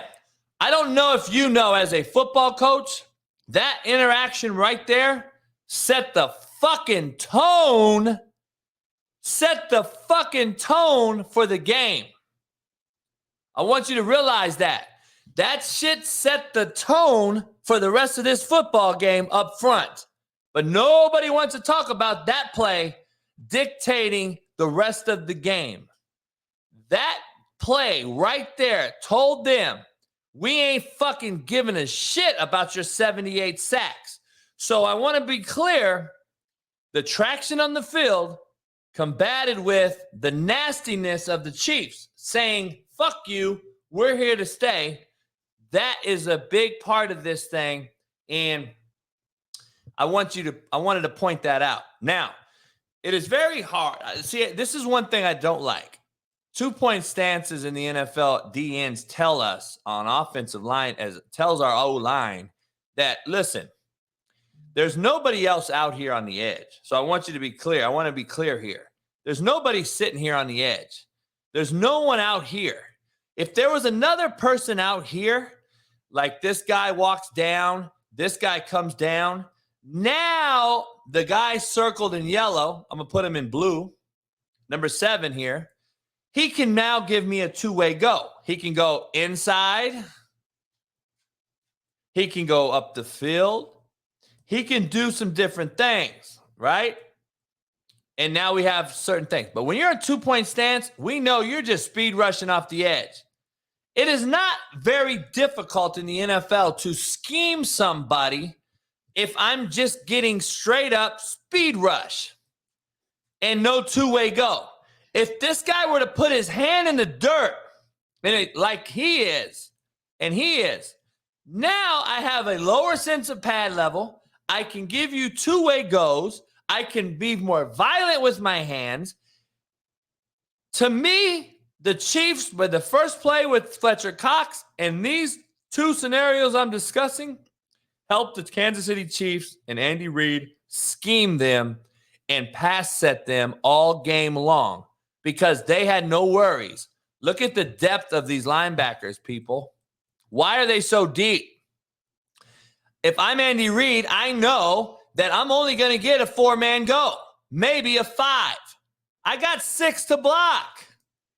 So we never had any issues blocking the front because of the stagnant looks here on defense. I want to point that out as a coach to everybody out there listening. So all we're getting is pass rush up the field. Then Patrick Mahomes can sit in the pocket, no collapsing, no. Look at the natural double teams by the Chiefs offensive guard and center on Fletcher Cox, who looks like he's coming off softer than a motherfucking pillow wearing a blouse. And you have look at number 7. What I say he was going to do. He's in a 2-point stance. This offensive tackle knows he's just going to go upfield. This isn't a hard pass protection, fellas. It's not hard pass protection. So I want to point this out. A great team that had 78 sacks is in 2-point stances and now 5 yards deep at linebacker. This offensive line group right here, they know that this is a 5-man go. We're not worried about shit. Let's just run our pass protection. We'll double this fucking Fletcher Cox because there's no 5th linebacker coming. And we'll give Mahomes all day to throw. And that is what you see. That is what you see in this game. And I thought it was a very, very bad job by the defensive coordinator. And I'm just going to be honest. This defensive line looks tired. They look sluggish. They look like they were better than you, predetermined. And they came out and got their ass whooped. And I got to be real with you. This front right here makes 0 sense. We know here he is, creep down. We know that this guy right here is a corner who might come. But guess what? They dropped 7. They dropped their defensive end. And they put Fletcher Cox in a 2-eye. And that tells me now they're in a reduction front. That means they bumped all these linemen over because they're going to bring the corner. And now you drop 7 into the field. And guess what? It doesn't do anything. The Kansas City Chiefs have more bodies than you. Like, it's not a hard protection. And then Andy Reid called it perfectly, and they turn it back. So what turn back protection is, so everybody knows, turn back means everybody starts here, and they turn it back this way. So they turn the protection back so that the quarterback can sprint out right. And look, he has all fucking edge. There's not a worry out here. Why the fuck would you drop your best pass rusher and make him defend space? Why the fuck are you dropping the defensive end? Why are you doing this? Like, what in the fuck are you doing, Eagles? To me, it was a bad design. It was a bad fucking play. So you got this cat in a 2-eye reduction, 4-eye edge rush, and you put your other D tackle in a 3 technique, or in a 4-eye technique, who's now waiting on this guy to rush, but he doesn't. He drops, and we're turning the protection back. That means we're going this way with the protection. Everyone's going this way. So we can block everybody over here. And now it leaves this guy in a real bad position. And now we have 83 who was sitting there to block too. And we got so much edge. It's a great design by Andy Reid in the offensive line. It's horrible design on the Eagles defense and coordinator who just got a head coaching job to coach a mental midget on offense named Kyler Murray. Tell me how that makes sense. Tell me how Eric Bieniemy is not in a room right now coaching Kyler Murray or Lamar Jackson, because I'm confused as to how these guys continue to get jobs over guys that are winning Super Bowls. I'm confused. They had the Eagles, I'm just going to be honest, man. They had the Eagles so lost, all right? They had the Eagles so lost in this game. So let me give you a little. We're not gonna watch too much film because this isn't the show for film. But we're gonna motion this guy around across the formation. That gets man declaration. That declared that this defense is in man. Why? Because this guy is in motion with him. He goes in motion with him. See that? See that? He's following him. See this? He's following him. We're in man. See that? See, they meet at the triangle? That's man. So Andy Reid knows that. And now guess what? We now have an extra hat to the defensive party. We now have an extra hat because we lose this guy in man. And now we have alley action. We are outnumbering your defense. We are gash citying you by design. And your young D coordinator who just got a head job got taken to school today by a master X&O play caller and Andy Reid. And the Eagles had no fucking clue how to stop it. Andy Reid took the fucking 49ers #1 defense at the time to school. He took the Eagles #1 defense at the time to school. And when you're that good on offense as a play caller, as Andy Reid is, you negate the strengths of defenses, just like I told you he would during my show last week. I said, Andy Reid, if anybody, will find the strengths and use them against you. He used the strengths of the Philadelphia defense against him. And this is what happened in this Super Bowl. They got outmanned, outnumbered, and did not know where the fucking light was going to hit them in the face next. And that's what Andy Reid did. And I just thought it was just a supreme job with play calling. And you know, now just so you know, real quick, now we know they're in man of some sort, and we're in one high, right? So we know they're in some type of man-free look. Guess what they do? They swing the back out. Common knowledge. So we know we're in man. We're going to get some man looks here. So when we did that, Patrick Mahomes' new declaration had been posted. So look, man, he's chasing. We're in man. And guess what happens? We got fucking a scrub on Travis Kelsey running a wheel route in man, and you are shit out of luck. By the way, Travis Kelsey, watch him slip right here. Look at him slip right here. The field was shitty all week long, all day long, and it happened for both teams. We cannot use slipping as an excuse, but I will tell you that D-line sure isn't coming out the ball like they have all year because of the field. So just throwing that out there to everybody. Just throwing that out there, dog. I just want to throw that out there to everybody. I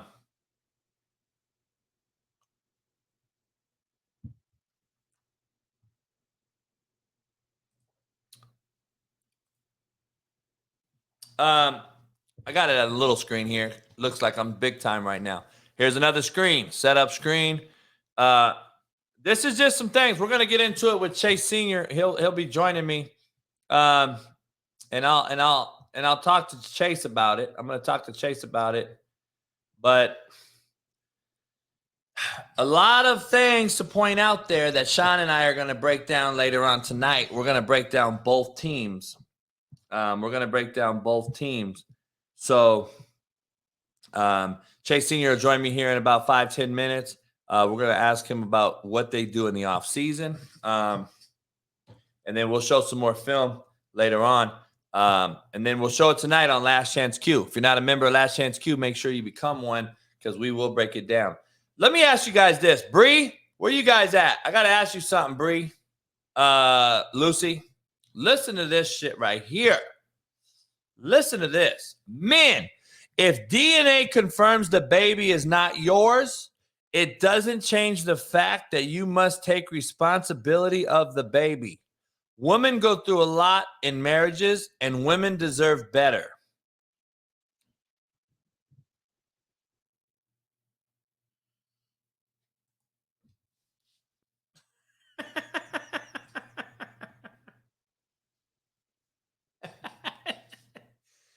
Hey, Bree, what's going on with the young generation of women and men? What's going on with the young generation of humans, mammals, people that breathe oxygen? And I'm very confused as to what the fuck's going on. Who the fuck told this broad that this was okay? So, come on, man. So, I'm fucking with you and find out you're pregnant. And then I find out you fucking everybody and the baby ain't mine. Well, first of all, you fucking idiot. Whoever is fucking the girl and has not put on a rubber and finds out that the girl's pregnant and it's not your baby, you do understand she's fucking everyone without a rubber. And she is getting out there just like you are getting out there. Let's make no mistake about it. Let's not call her a hoe when Us men are out here fucking everything too. Come on now. Let's keep it 100. So let's call yourself a hoe and let's call everybody a hoe. If we're just going to point out women get the bad rap of being labeled hoes and whores and slut and all this. Well, men are the biggest sluts there are. So let's keep it 100. Now, having said that, let's be honest here. You should feel dumb as a motherfucker, dog. You got to feel dumb as a rock if your ass found out that the girl you thought you were laying up with was loyal, and now she's preggo, and it's not your baby, and then she tells you you need to still watch out and raise this baby, and if you do that, oh my God, you can't turn a hoe into a housewife, and you can't turn a sucker into a motherfucker, just so we're clear. Holy shit. I would buy you a bag of blow pops, my friend, because you are a sucker motherfucker. Holy shit.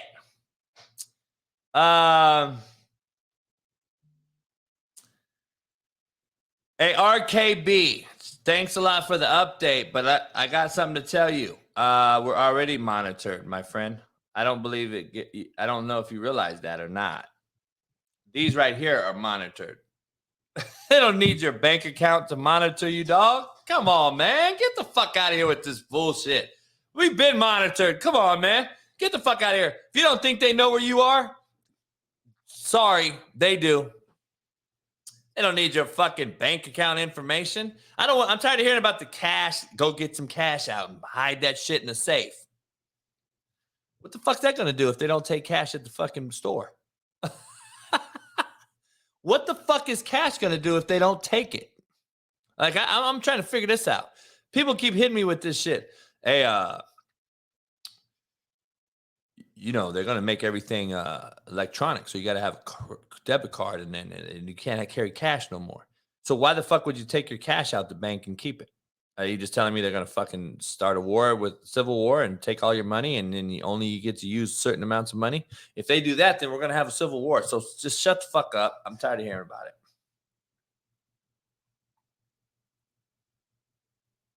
it. Yeah. Single parent, shout out to single parents in the house. Much love to you. I know how it is. I know what it is. I know what it's like. It is what it is. Got to keep going. Got to keep grinding. Nobody cares, by the way. Nobody cares. Nobody gives a fuck. Nobody gives a shit about anything. So don't feel like you need to cry and post it on social media. There's no, I don't know if I have a bigger pet peeve in the world. I don't know if I have a bigger pet peeve in this world than when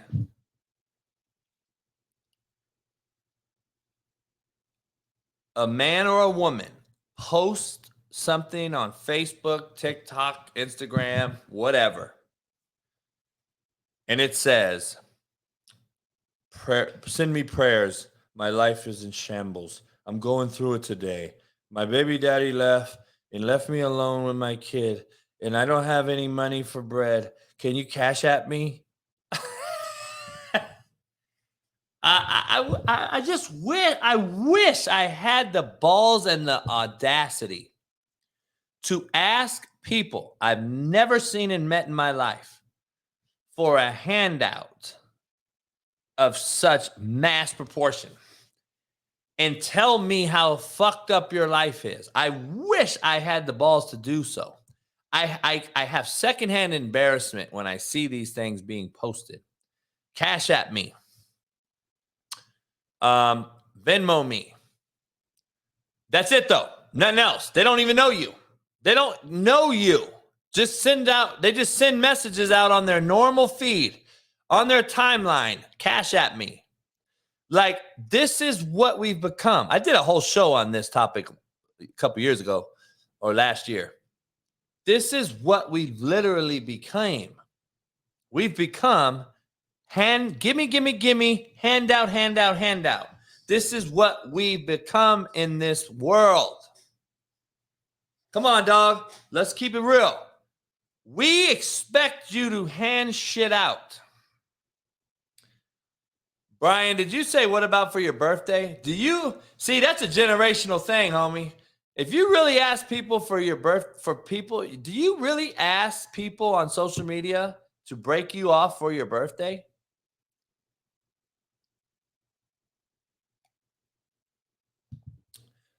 By the way, my birthday is Tuesday, the 21st. So drop me some cheese on a super chat. Thanks. So do you guys really... Dog, you got to be shitting me. Could you imagine? Listen, the super chat shit is cool, man. Chase Sr. does it. I get it. It's a cool deal. You got to give to get something, in my opinion. Yeah, I want to be compensated for doing this show 5 days a week at 6 in the morning on the West Coast. So I ask for views and likes and fucking make sure you put it out there on social media. But besides the $1.99 membership, what money do I ever ask anyone? Have you ever seen me ask for money? My birthday is on the 21st, a week from Valentine's Day.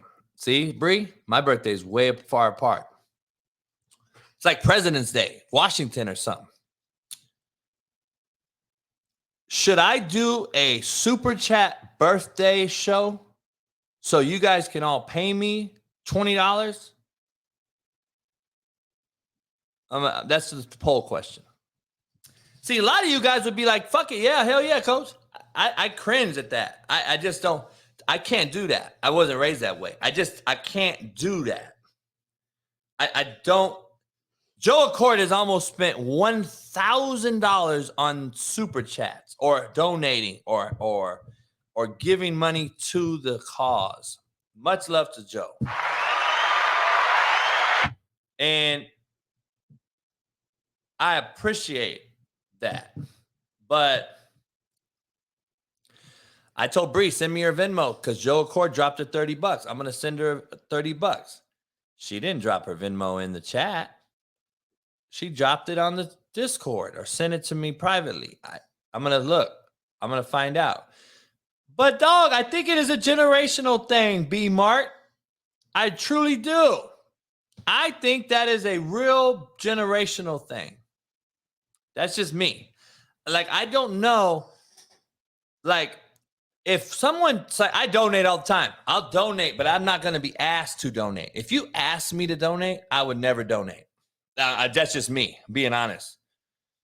I'll ask somebody to donate for somebody. Like, if Chase comes in, I would love for you guys to drop some super chats for him because I don't pay Chase. So I would pay him through the super chat.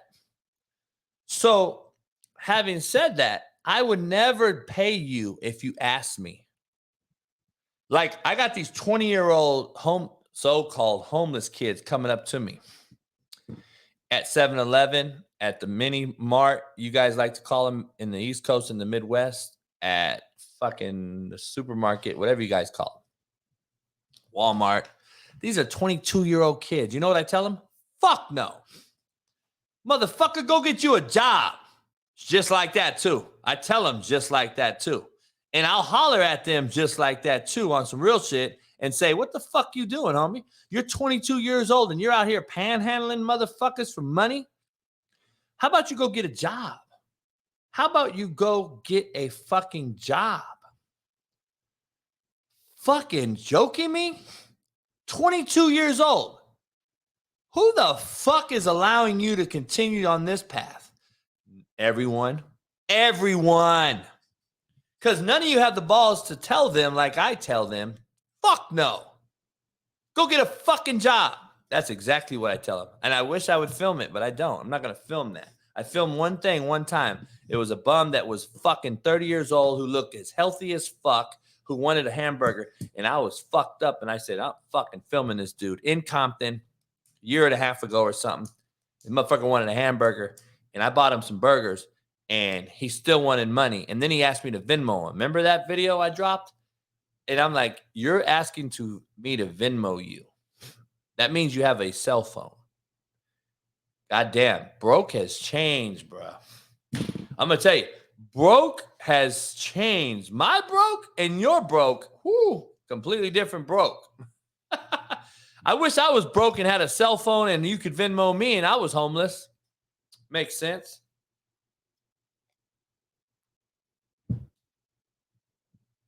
The world is different. I'm going to tell you right now. The world has changed, dog.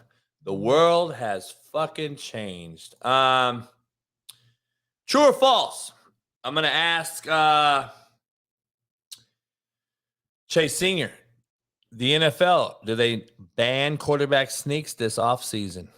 The way that the quarterback sneak is being used, do you ban it? I'm asking that question to Chase when he jumps on.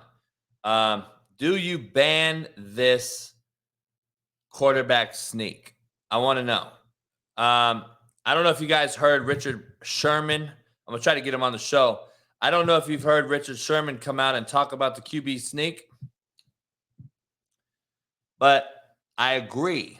I agree with Richard on the fact that you got to listen to Richard Sherman and his ideology, because I agree with Richard. And I agree that if we're going to change the game and allow all these, by the way, that is completely full on aiding and abetting.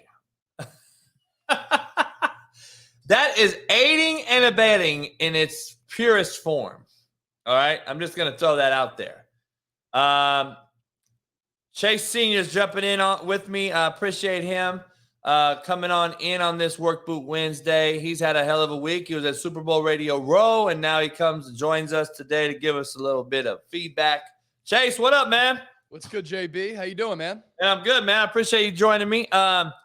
I had Shane Graham on earlier. He didn't show. I have yet to talk to him. I hope the aliens, the Russians, the Chinese, or the Ohio outbreak of chemical didn't fuck with him. He is in Michigan, not too far away. What's going on in America, man? Fuck. Some weird stuff, honestly. I mean, we should have shot down the balloon right away, but we let it hover across our entire nation for several days. And now you're seeing all these weird chemical explosions. Is the end coming? Time to embrace those conspiracy theories. I was talking to my boy last night. I'm like, sometimes, you hear 2012, the Mayan calendar, all this shit, and we're like, whatever, nothing's ever. We haven't heard about 2023, nothing about it at all. And this will be the fucking year, right? Like this will be the year. Like you and I will break through the YouTube algorithm and we'll blow up. We'll get like a $2 million deposit, and the next day we'll be fucking gone. I'll be pissed. Yeah, we see that cash into the bank account. We're like, we finally made it for 24 hours, and then we're cooked. I don't know, man. It's a lot of funny shit. I haven't seen an address by the president about the Ohio incident. I know Zach Smith's out there, and we talked privately, and he's like, dude, it's fucked up. He's like, the Ohio River, I know for a fact is I think it's like 10% of the U.S. drinking water. It is, basically responsible for 10% of Americans drinking water. And then you got, I think it leads to the Mississippi. If the Mississippi gets caught up with it, I don't know what's happened. We got some issues. That feeds the whole fucking north and south corridor. And then you got Phoenix or Tucson yesterday. There was a chemical spill. And then Houston, another train derailment. I haven't heard about any of this. If it wasn't for social media and people posting it and the traction getting out there. And then Russia has a chemical plant blow up yesterday. Like, what the fuck? How could chemical plants and trucks and trains just all of a sudden just go to shit? Yeah, it's odd. Look, I'm here at Chat Sports now, and I'm blessed to be here. I love my job. I love being able to hop on with you every week. But prior to me being here, I did work as a news reporter for one of the most watched local news stations in the country, and I had to get out of there. It was a bad time to be in the news industry while also covering sports, and there were some advantages to it. Covered Penn State football, covered some professional sports as well, but there is clearly an agenda in the mainstream media, and they kind of want to talk about the stories that they want to talk about. I was a part of a lot of these meetings where I would pitch stories and I would get shut down on these stories because there's this saying in the news business, if it bleeds, it leads. So they want to draw that attention. They want the clicks. Unfortunately, that's become the business aspect of news media. And I started realizing this at the start of COVID during all those protests. And I had to get out of there because the negativity every single day, it's just too much. And I'm a guy who likes to be positive and maximize my life every single day. And that's why I got out of that industry. But I'm telling you, it's real. There's an agenda out there, and you can't always trust what the mainstream media has to say because they're talking about what they want to talk about. And oftentimes they're going to exaggerate a lot of those talking points. So it's not a conspiracy theory if it's coming from somebody who worked in that business. Man, this Ohio River goes all the way to upper Pennsylvania, to the bottom of Tennessee, basically, Kentucky, Alabama, Arkansas. It feeds like a big time portion of the country. And yeah, look, this is my advice to everybody. And, you know, my mom passed away from cancer in 2018. So unfortunately, it took one of those events for me to change my outlook on life. But this is what you have to do. And coronavirus taught us this as well. Prioritize your health and wellness. Take control of your own health. Eat well.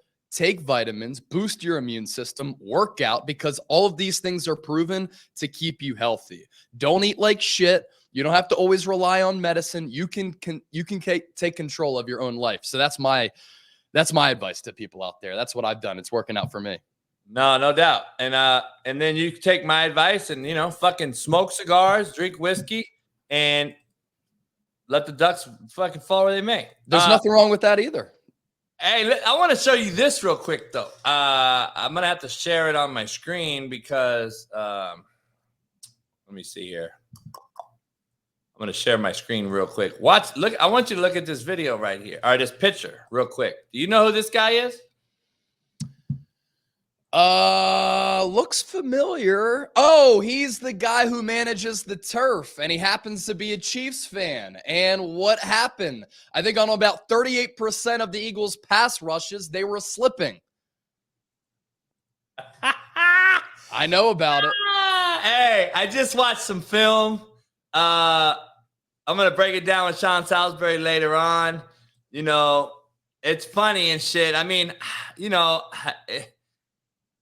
both teams have to play in it. I mean, I just showed Kelsey catch a touchdown where he slips. I mean, but people don't realize what it does to a pass rush. Oh, completely neutralize the Eagles' pass rush. It changes the game, and it changes pass rush. Definitely does. I don't know. Getting out of the negative, and let's get into some football. The Eagles, you know, favorites by many. The line kept changing. I just broke down some film that you're welcome to have if you want to use it. But Andy Reid superiorly dominated the chess match between him and the D coordinator. The D coordinator was out prepared, to say the least. And I'm just going to tell you right now, that is wisdom and experience that beat that young D coordinator who obviously just got the head job to coach Kyler Murray, which to me blows my mind. But anyway, that's a whole nother discussion here in a minute. It clearly was just mismatch as far as coaching. Having said that, the pass rush being negated with the field, plus the stances of the D-line and the Philadelphia Eagles being in 2-point stances, kind of dictated to the Chiefs offensive line and Andy Reid. We know what you're doing. You're a one-way guy. You're either speed rushing me or dropping out because you're in 2-point stances. And we took full advantage of that. We turned it back. We sprinted out the protection a lot. We used the nub tight ends. We did a lot of things, and you didn't really bring no pressure, Chase. The Eagles brought no pressure from what I'm watching, and it was an easy picking game for the Chiefs to just sit there and basically say, "Fuck it, you're not doing nothing to us that we have to worry about changing our protection." And I think it fell into the hands of Andy Reid, and he took full advantage of motioning guys to declare man coverage by the Eagles, and he took advantage of that in the run game, in the screen game, and with Kelsey one-on-one once you declared what coverage you were in as a coordinator. Do you see it that way, or do you see a completely different part of this game? No, I agree with you. And let me just cook real quick. First of all, got to give credit where credit is due, because this Kansas City Chiefs offensive line probably played its best game of the entire season. They were really, really good in this matchup. And the key that I talked about all week, I talked about it with you, I talked about it on my show, Philadelphia Eagles Now. In order for the Eagles to have a chance of taking down Patrick Mahomes, they have to get a consistent pass rush, because in the previous 2 Super Bowls, what has happened? 2 years ago, Joe Burrow sacked the most amount of times in Super Bowl history. The year before that, the Tampa Bay Buccaneers generated the most quarterback pressures on Patrick Mahomes in Super Bowl history. So for Philadelphia to not have a single sack was a huge part of this football game. Now, does the field have something to do with the Eagles' pass rushers, which do rely on speed and power, impact the Eagles' pass rush? Yes, a little bit, because even on that power rush, guys were slipping all throughout the day. And yes, the Chiefs had to play on the same surface, but the Philadelphia Eagles don't have Patrick Mahomes, right? So that's why it was so paramount for the Eagles to get that pass rush. And the Chiefs offensive line did play very, very well. And then to the chess match between Jonathan Gannon, the Eagles defensive coordinator, and Andy Reid, we clearly saw that in the second half, the Chiefs, with a 30-minute halftime, oftentimes it's 15 minutes, were able to make some of those necessary adjustments.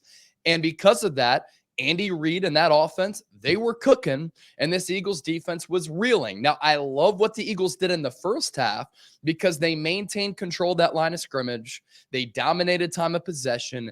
They hit the Chiefs with a couple of pop plays, and because of that, the Chiefs offense was on the sideline. But after halftime, when those adjustments started to take place for the Chiefs, both offensively and defensively, they were able to mount that comeback, and they were able to come back and outscore the Eagles in that second half by a margin of 24-11. And you look at what the Eagles did in the first half. On offense, 3 touchdowns in 6 possessions. The Eagles defense gave up 1 touchdown in 4 possessions. In the second half, the Eagles offense, 1 touchdown in 3 possessions. Eagles defense, 3 touchdowns allowed in 4 possessions. And Patrick Mahomes had 1 incompletion in the final 30 minutes, as this Eagles defense wasn't able to come through with an answer. So, yes, Andy Reid did a great job. The Eagles were confused by a lot of that pre-snap motion. That's what happened on the Sky Moore touchdown. That's what happened on the Kadarius Toney touchdown. And, you know, look, there are other reasons why the Eagles lost this football game. You can't give up a scoop and score for a touchdown, and you can't give up the longest punt return in the history of the Super Bowl. So all those are reasons as to why the Eagles lost this game. And then you couple that and you add that on top of the fact that I don't think that that holding call should have been called late in the game, because those types of holding calls were not called up until that point, and we decided the end of the Super Bowl on a penalty, which I think is an absolute disgrace. But the Eagles shot themselves in the foot before that. But I would have loved to have seen what Jalen Hurts could have done down by 3 with about 90 seconds and 2 timeouts left.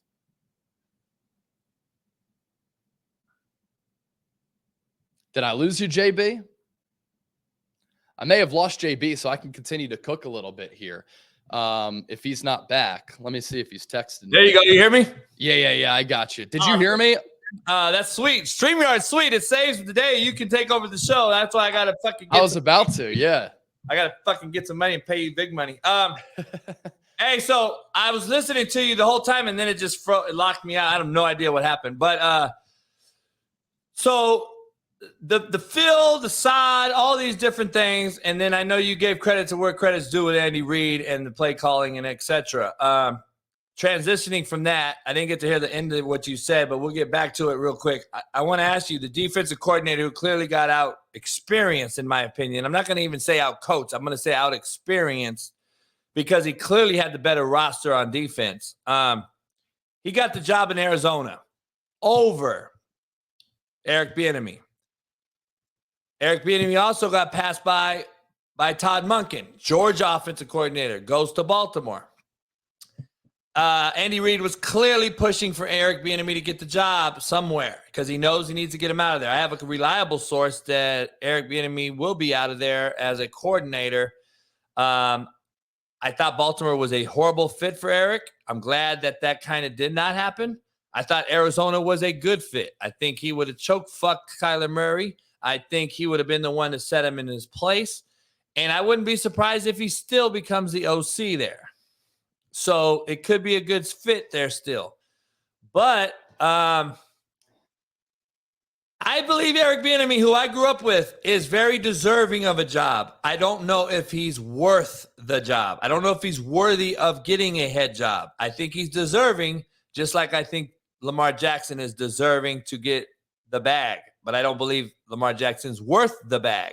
So if that makes sense, what is your take on the Eric Bieniemy thing? And I've been saying it for years. He's my boy and all, but I know he hasn't called a play in fucking 5 years. And I know I know this. I've been saying it on Pat McAfee's show. I said it on all these shows, and everyone's like, JB, you're full of it.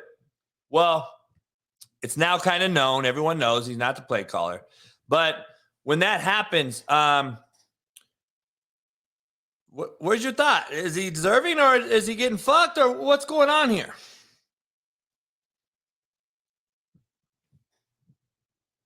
Are you deaf? Now I Can can't you hear hear you, Chase. Can people hear me?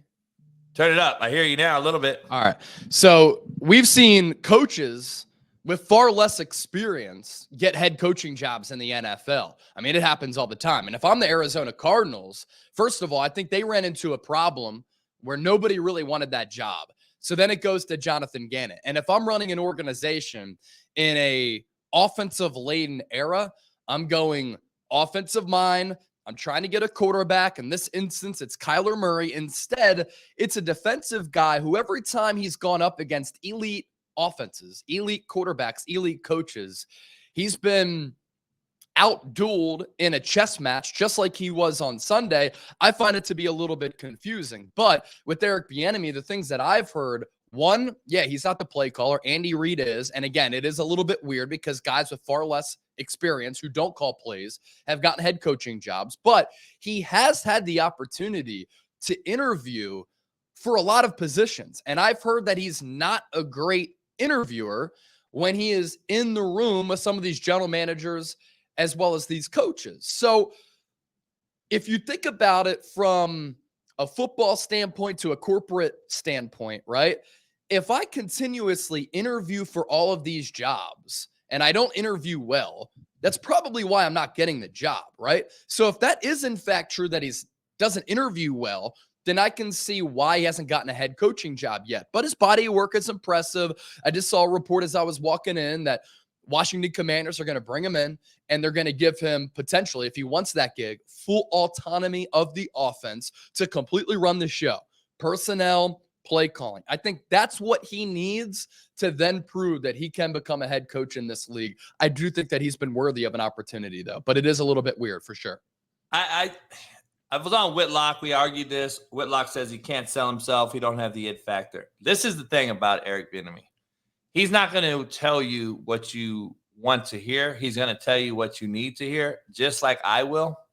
And I don't know if you consider that not interviewing well. I think it's more of telling you what you don't want to hear. And I think that he gets a knock for it. And just because he doesn't speak your language doesn't mean it's bad language. But that is what these owners do. And that is the truth of the matter. So interviewing and all that shit, I mean, let's be honest. Guys are getting jobs without even interviewing. Let's be honest. So it's a predetermined situation for the most part. It's pretty much predetermined. So, I hope he gets out from underneath Andy because that is what has to happen, in my opinion, or he's going to stay there forever. And to me, it's not a bad thing either because I don't want to see him fail as a head coach, which I arguably think will happen. Yeah. And like I see somebody in the comment section, Jerry Wells, would you both admit that much less qualified people have been given head coaching jobs? That's literally what we were just talking about, right? Like much less qualified people have been given jobs. I lost you. I lost your voice. Deaf. I don't know what's going on. Go up a little. It's low. I hear you again. Yeah, I'm not sure why He hasn't gotten that head coaching job, but maybe it's best for him to just get underneath Andy Reid and go run his own show with Washington. It's low again. It's off. Fuck. We got a bad day today. I'm telling you guys. I apologize. We're all fucked up today, man. We got everything screwed up. Technology's getting overran by aliens. Is this better, by the way? Yes. All right, there we go. Technology sucks, man. Man, I'm telling you right now. You're not lying. It's a fucked up deal. Hold on real quick. Shayne. Yes. Hey, tomorrow good? Yes, sir. Hey, you're good, man. I appreciate you. Chase is on every Wednesday, and then hey, it's been a fucked up day. I'm gonna tell you right now. Chase, I don't know if you know Shayne Graham. This is Shayne Graham. You got a guy. What's up, man? Hook you guys up. Hey, I get it, man. I get it. It's been it's all good. I appreciate it. If we can do tomorrow, well, we lost him. And man, this has been fucking crazy. I think I lost him. We'll see him tomorrow. He'll be on tomorrow, Shayne Graham, for everybody out there. We'll redo it. But yeah, man, Chase, it's been a fucking wild one. I don't know, man. Between to the chat, we just said that he's fucking deserving, but I said, is he worthy? Exactly what we just said, and Chase reiterated it. So bottom line is, Chase said interviewing comes into play. Everyone could talk about the Good Old Boy Network and the owners, none of them being black and all this. We can say all we want. The bottom line is they are staying clear of Eric Bieniemy, and for whatever fucking reason, it is what it is. And I don't think the owners give a shit about Ryan Clark and what he says on ESPN. Yeah, I totally agree. All right, let me ask you something. I got to get into this real quick. The Eagles, they got 10 unrestricted free agents that played in that football game. Jason Kelsey probably being the anchor of that, leading that candidacy.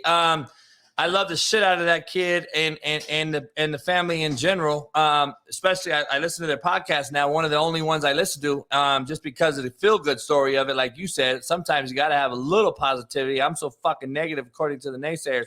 So I wanted to say positive today with the Kelsey brother video that I showed earlier. Two things. They got 10 unrestricted free agents. Kelsey, does he retire? Does he stay, etc.? But the big one is, to me, Jalen Hurts, okay? He throws for 300. He runs scores 3 touchdowns with his feet.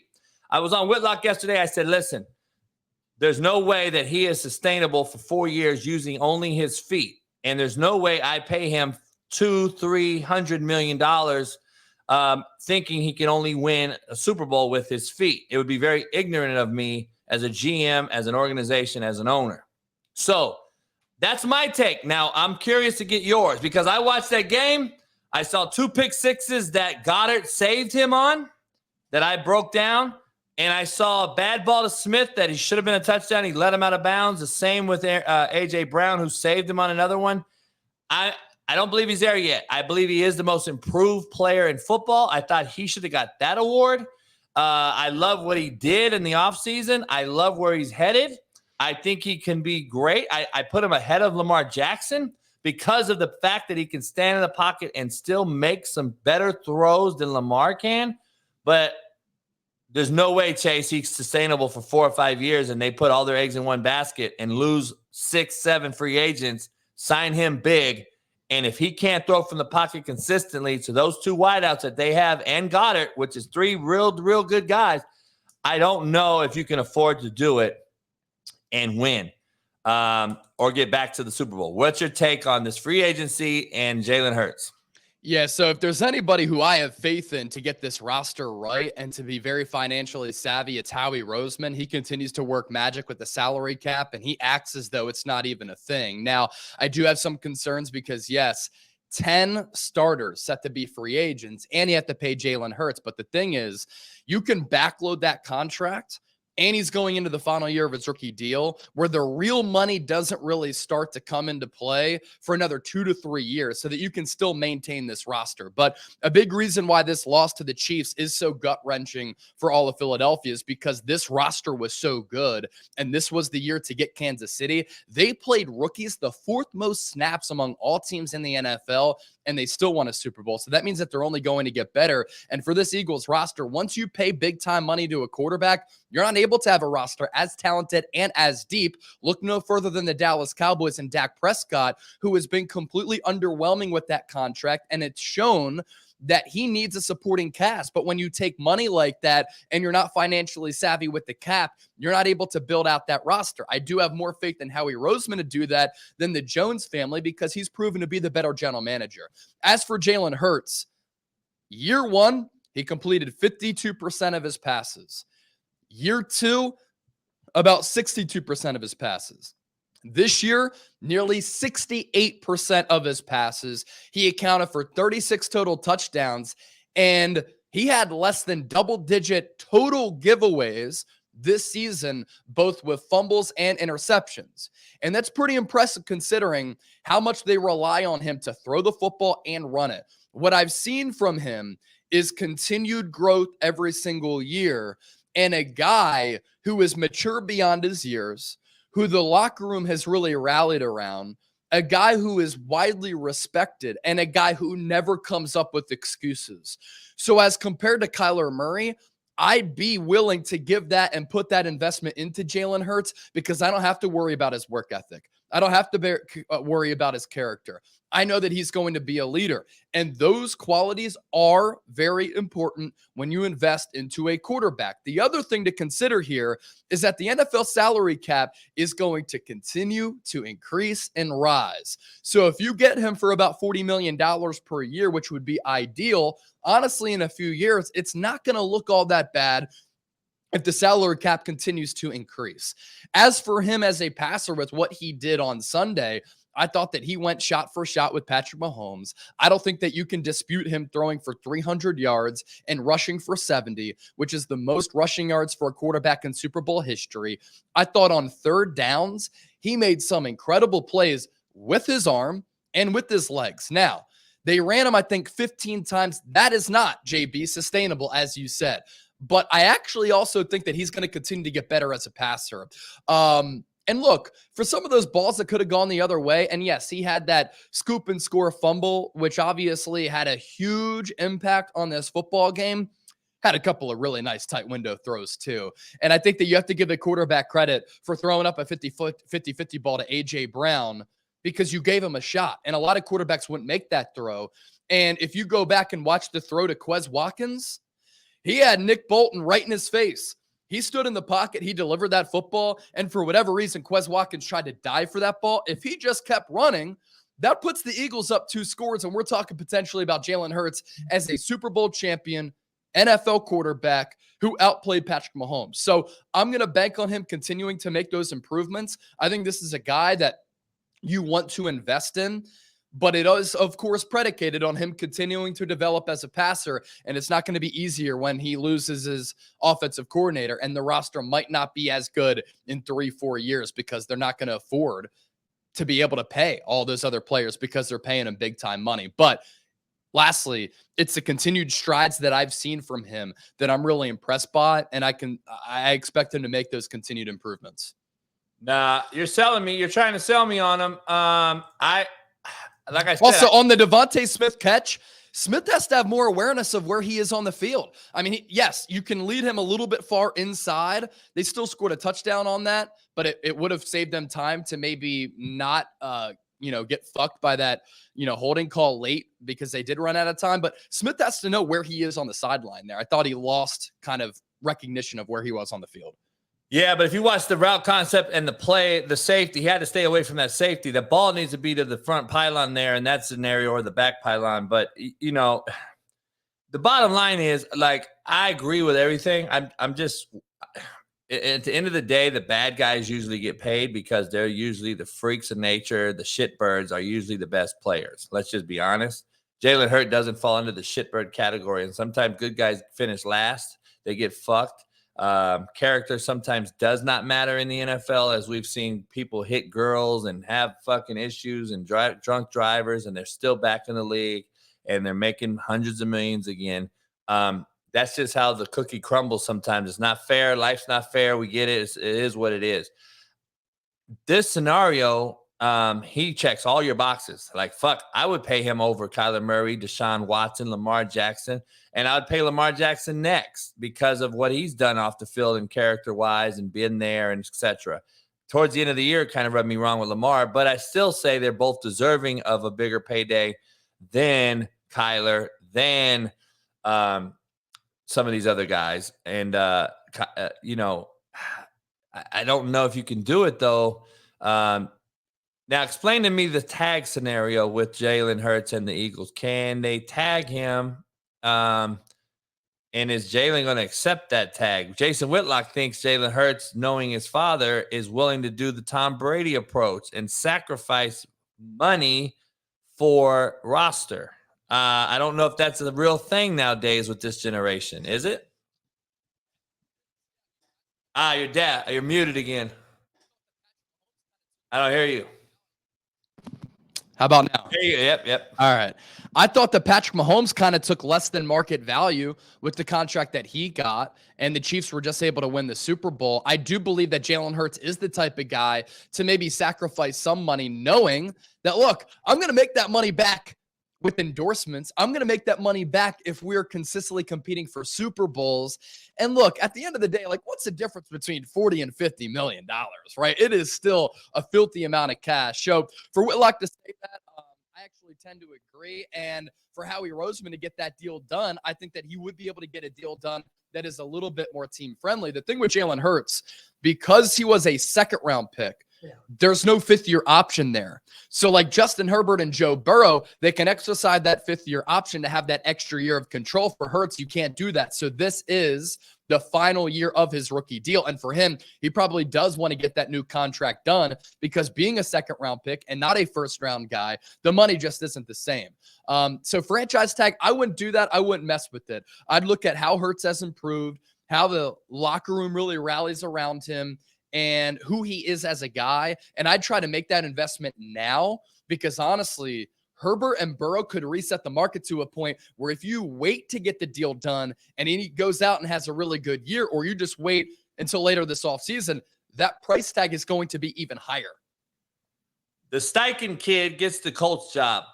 Jeff Saturday does a farewell speech from the fucking lake, fishing for bass, and everybody sees this thing. So, it's alarming to me that Jeff Saturday was even involved in it this long. But anyway, the chat is going crazy because they don't know if they wanted Martindale. Just so we know, the NFL is about optics, and the optics are 7 of the 8 coaches were offensive guys in the playoffs that were meaningful. The playoffs, the Final Four were offensive coaches, and offensive coaches are sexy, and offense brings in fans. And offense. We can go on and on and on. So Martindale was never going to get that job. Martindale is not even a head coach. He doesn't have the demeanor of a head coach. And that is why I never thought Martindale was even in the mix. Now, the Steichen kid, the kid that just left you guys to go. So you just lost 2 coordinators. Yep. What do you do now, though? Because Jalen Hurts is going to lose a very, very viable source. I know Sirianni's there. They're running offense that is conducive to what Jalen runs. Who do they bring in now there? Is Bieniemy an opportunity there? I don't think so. And Gorion had asked, convince me why I should believe that Steichen is going to be the guy. The Chargers absolutely loved him. He was the offensive coordinator during Justin Herbert's rookie year, and Justin Herbert set all types of records. The Chargers didn't want to see him go, but he came to Philadelphia after that other regime was let go. Chargers absolutely loved him.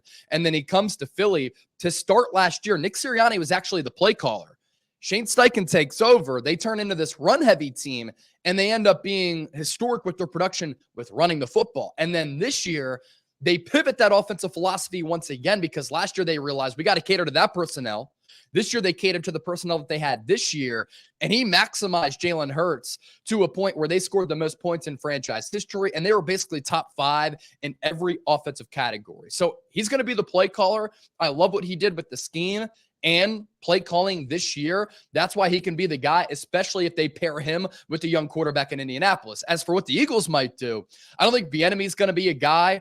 This is still Nick Sirianni's system. And their quarterbacks coach, Brian Johnson, who played his college football at Utah, won a Sugar Bowl, became the youngest FCS offensive coordinator when he was with Houston, actually got coached by Jalen Hurts' dad, has a relationship with Hurts, helped develop Dak Prescott at Mississippi State, Kyle Trask at Florida, and Jalen Hurts the last 2 years.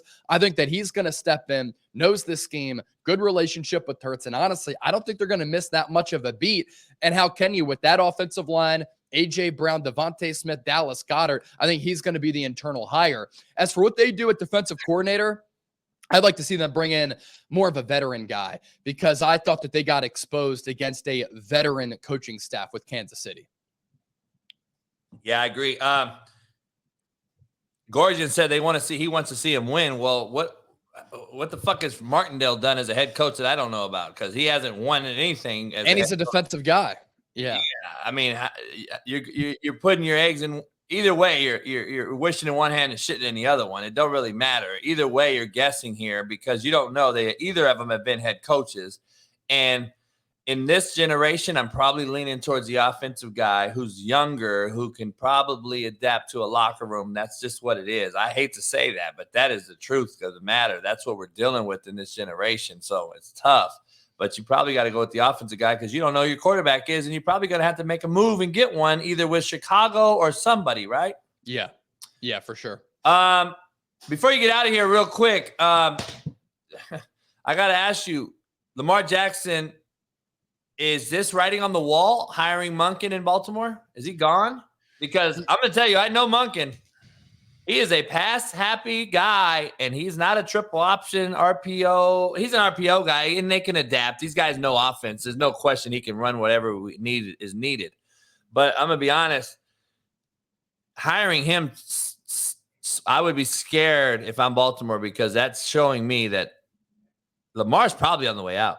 Yeah, so I can answer this, and then I have a meeting at 10:30 my time. Yeah. So, I thought it was weird for Monken to take that job not knowing who the quarterback is going to be potentially. So that's kind of weird to what you said, but also at the same time, look, they've said that they want to bring back Lamar. He has made progress as a thrower. And did they let go of Greg Roman because they want Lamar to take that next step as a passer? And they believe that by not running as much of that RPO triple option offense, that Monken can get the best out of Lamar. I still think that it's in play that he comes back, but I wouldn't be shocked one bit if he gets traded to his home state of Florida and he plays for a team like the Miami Dolphins. If the Atlanta Falcons try to bring him in to be their starting quarterback and the Ravens kind of reset a little bit because, look, paying Lamar with the injury issues, him struggling in playoff games, $40 to $50 million, it's a lot of the same conversations that we're having with Jalen Hurts. And Hurts has been injured a lot too. Like, this is the predicament that you run into when you're running a front office when you have that quarterback on their rookie contract and you try to strike gold while they're on that rookie deal. You have good rosters. You're able to make it to the playoffs. In the Eagles' case, you make that deep playoff run. But as soon as that investment comes onto the table or you have to pay that quarterback big-time money and big-time dollars, you run into a precarious situation because if you don't get it right, you're going to be screwed. But if Monken can come in there and add those passing concepts to that offense to help Lamar,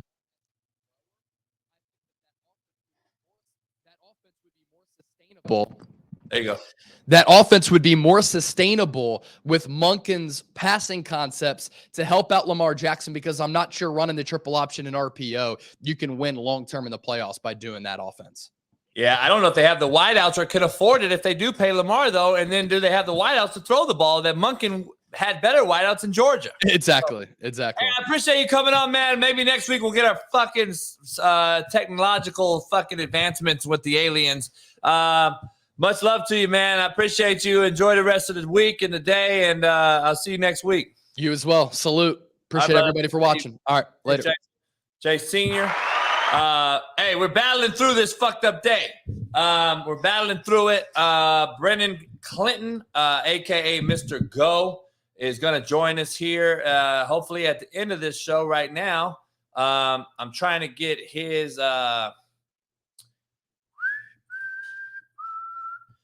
shit uploaded. Let's see if I have it. For me. There we go. Give me 1 second. Let me get some of these things uploaded because everything's changed. 0-0. All right, so Brendan Clinton is going to join us here in a second. Let me get in the show with a bang. We're in the show with a bang. Yeah. Hey, Shayne Graham, he popped in late. He had an issue at his Airbnb. He's on the road in bad area, so he'll come on tomorrow. I have TJ Lang joining the show tomorrow. That'll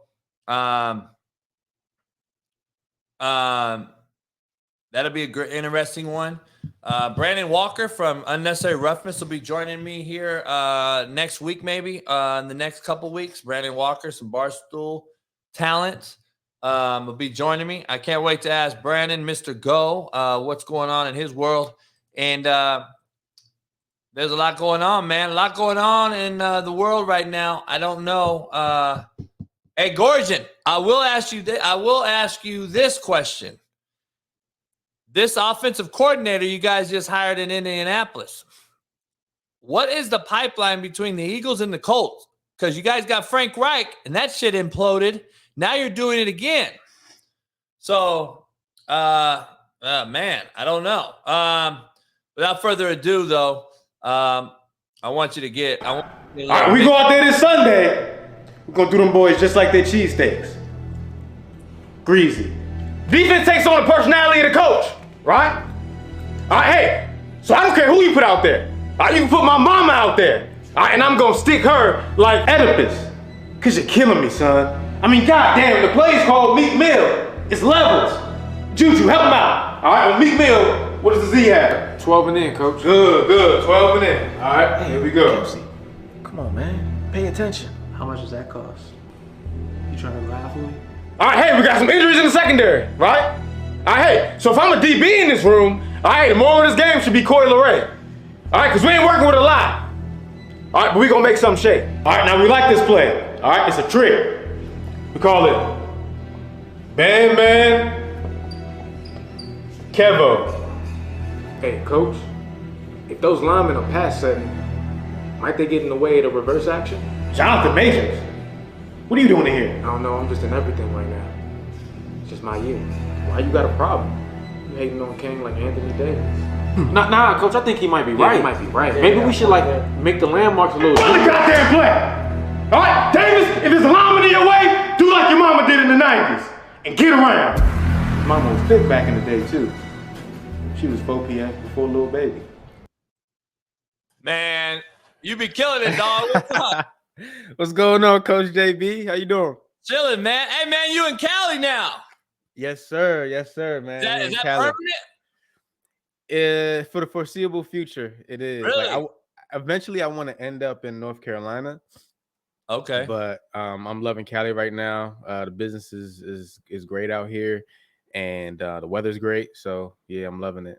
So you moved out here to grow your brand. Yeah, that's part of it. And also I'm a part of Team Diverge, and which is it's a content creation group and a gaming group that's led by Juju Smith-Schuster. Just won a Super Bowl. And so we have a content house out here that I'm a part of. So that's what led to my initial move out here. Yeah. Okay. Nice. Congrats, man. Thank you. Keep killing it. I see you, man. I was showing people some videos and shit, and people follow you. A lot of fans in here know you. We had a bunch of technical issues, so we've lost a bunch of people today.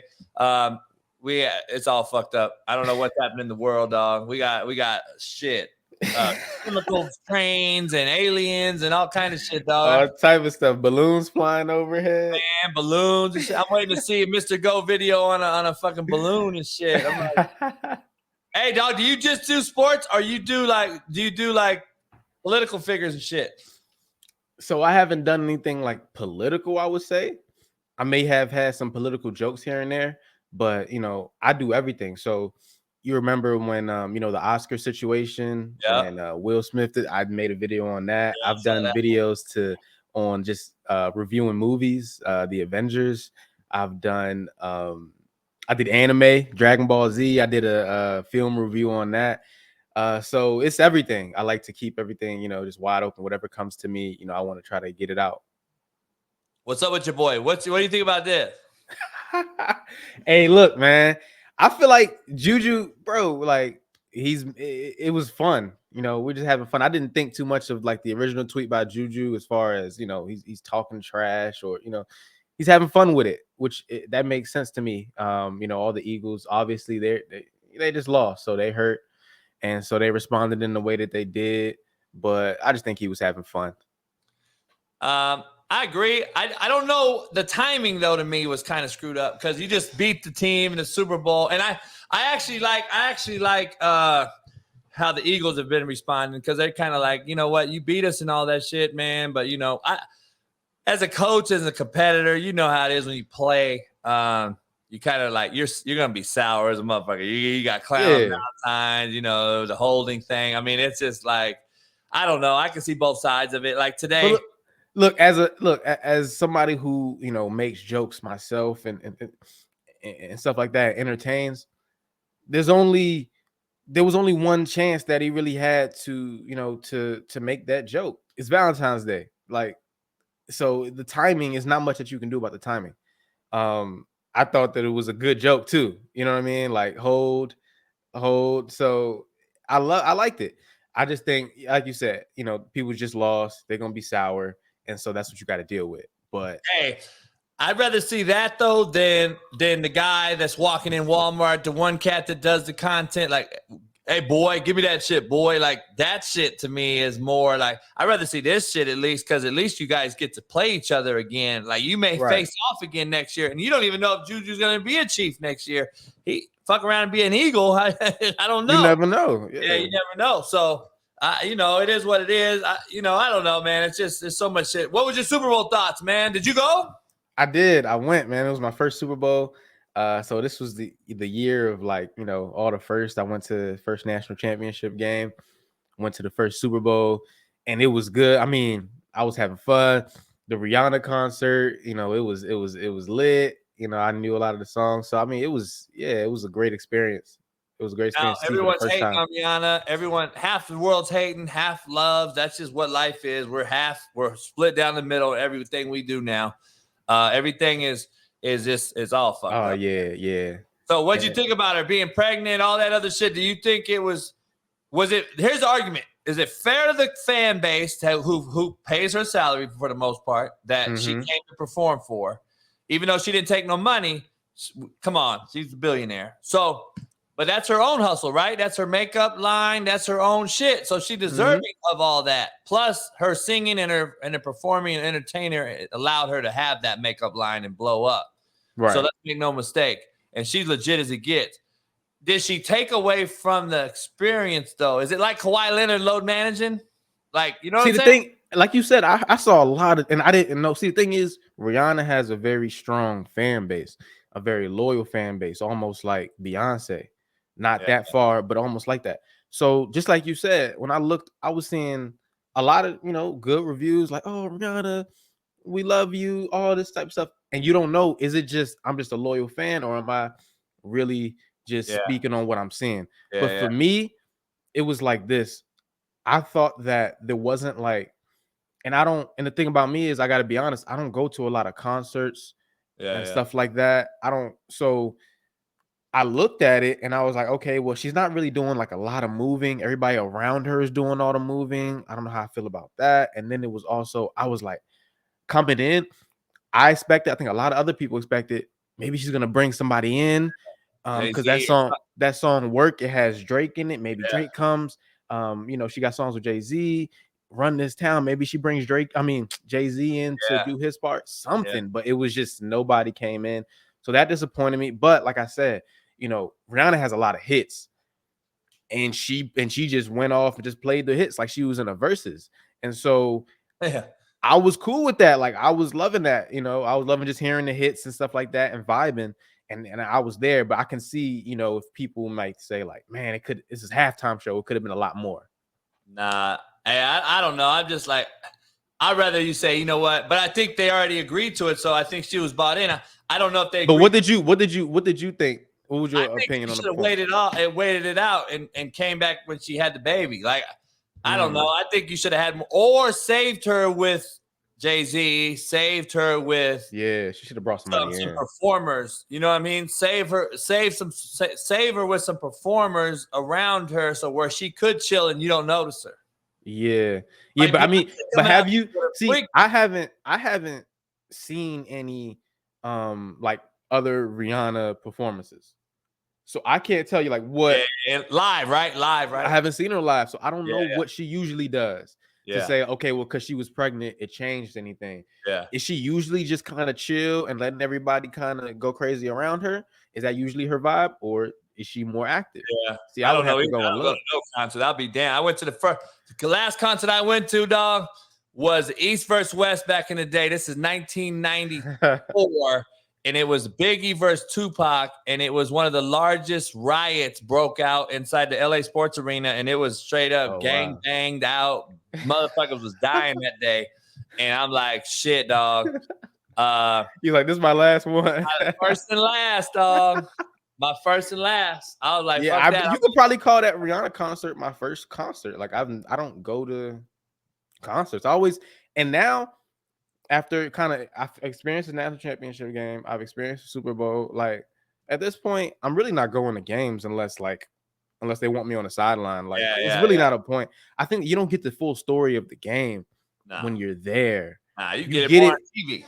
Thank you. You get more of the story, and it helps me to create content and do things like that. Versus when you're at the game, you got no commentary. You just looking. You barely even know some of the intricacies of what's going on. Who's hurt? Who came off the field? Things like that. You miss a lot. Now, you from Baltimore originally? From Maryland. Maryland, yeah. Laurel, Maryland. In PG, Prince George's County. Yes, PG. Yeah. Lamar. They just hired a coordinator from Georgia, University of Georgia, Munkin. Coach Munkin. I know him pretty well. He's a pass-happy dude. Did the Ravens just tell Lamar, you pretty much done? Or are they doing this? They got a scheme involved, and they're going to try to save his career. I don't know, dog. I don't see Lamar dropping back and throwing the ball all over the place in a pass-happy system. I think you have to run some triple option with him, and that's why I don't believe he'll ever get to a Super Bowl. But is this writing on the wall for the Raven fans? I've heard that they are like more than $100 million apart. I heard 40 million, but if you heard 100 million, shit. I've heard not too long ago that they was like $100 million apart. And for me, I mean, so that tell me that the writing might be on the wall. I've never seen a situation like this though, where you got a franchise quarterback and they're not trying to pay him. So yeah, and I think he is deserving of it, right? Yeah, like he's deserving. He won MVP. He definitely deserving. I would give him money over Kyler, over Deshaun Watson, all the weirdo fucks. I'm giving him money over all of them. And I know you can appreciate it. Like, that, Lamar Jackson, like he cares. Like he wants to win. Yeah. He's putting everything on the line. And he's put in work. People talk about his throwing, whatever. He's put in work in that area, and he's improved in that area from the first time I seen him in that first playoff game to now.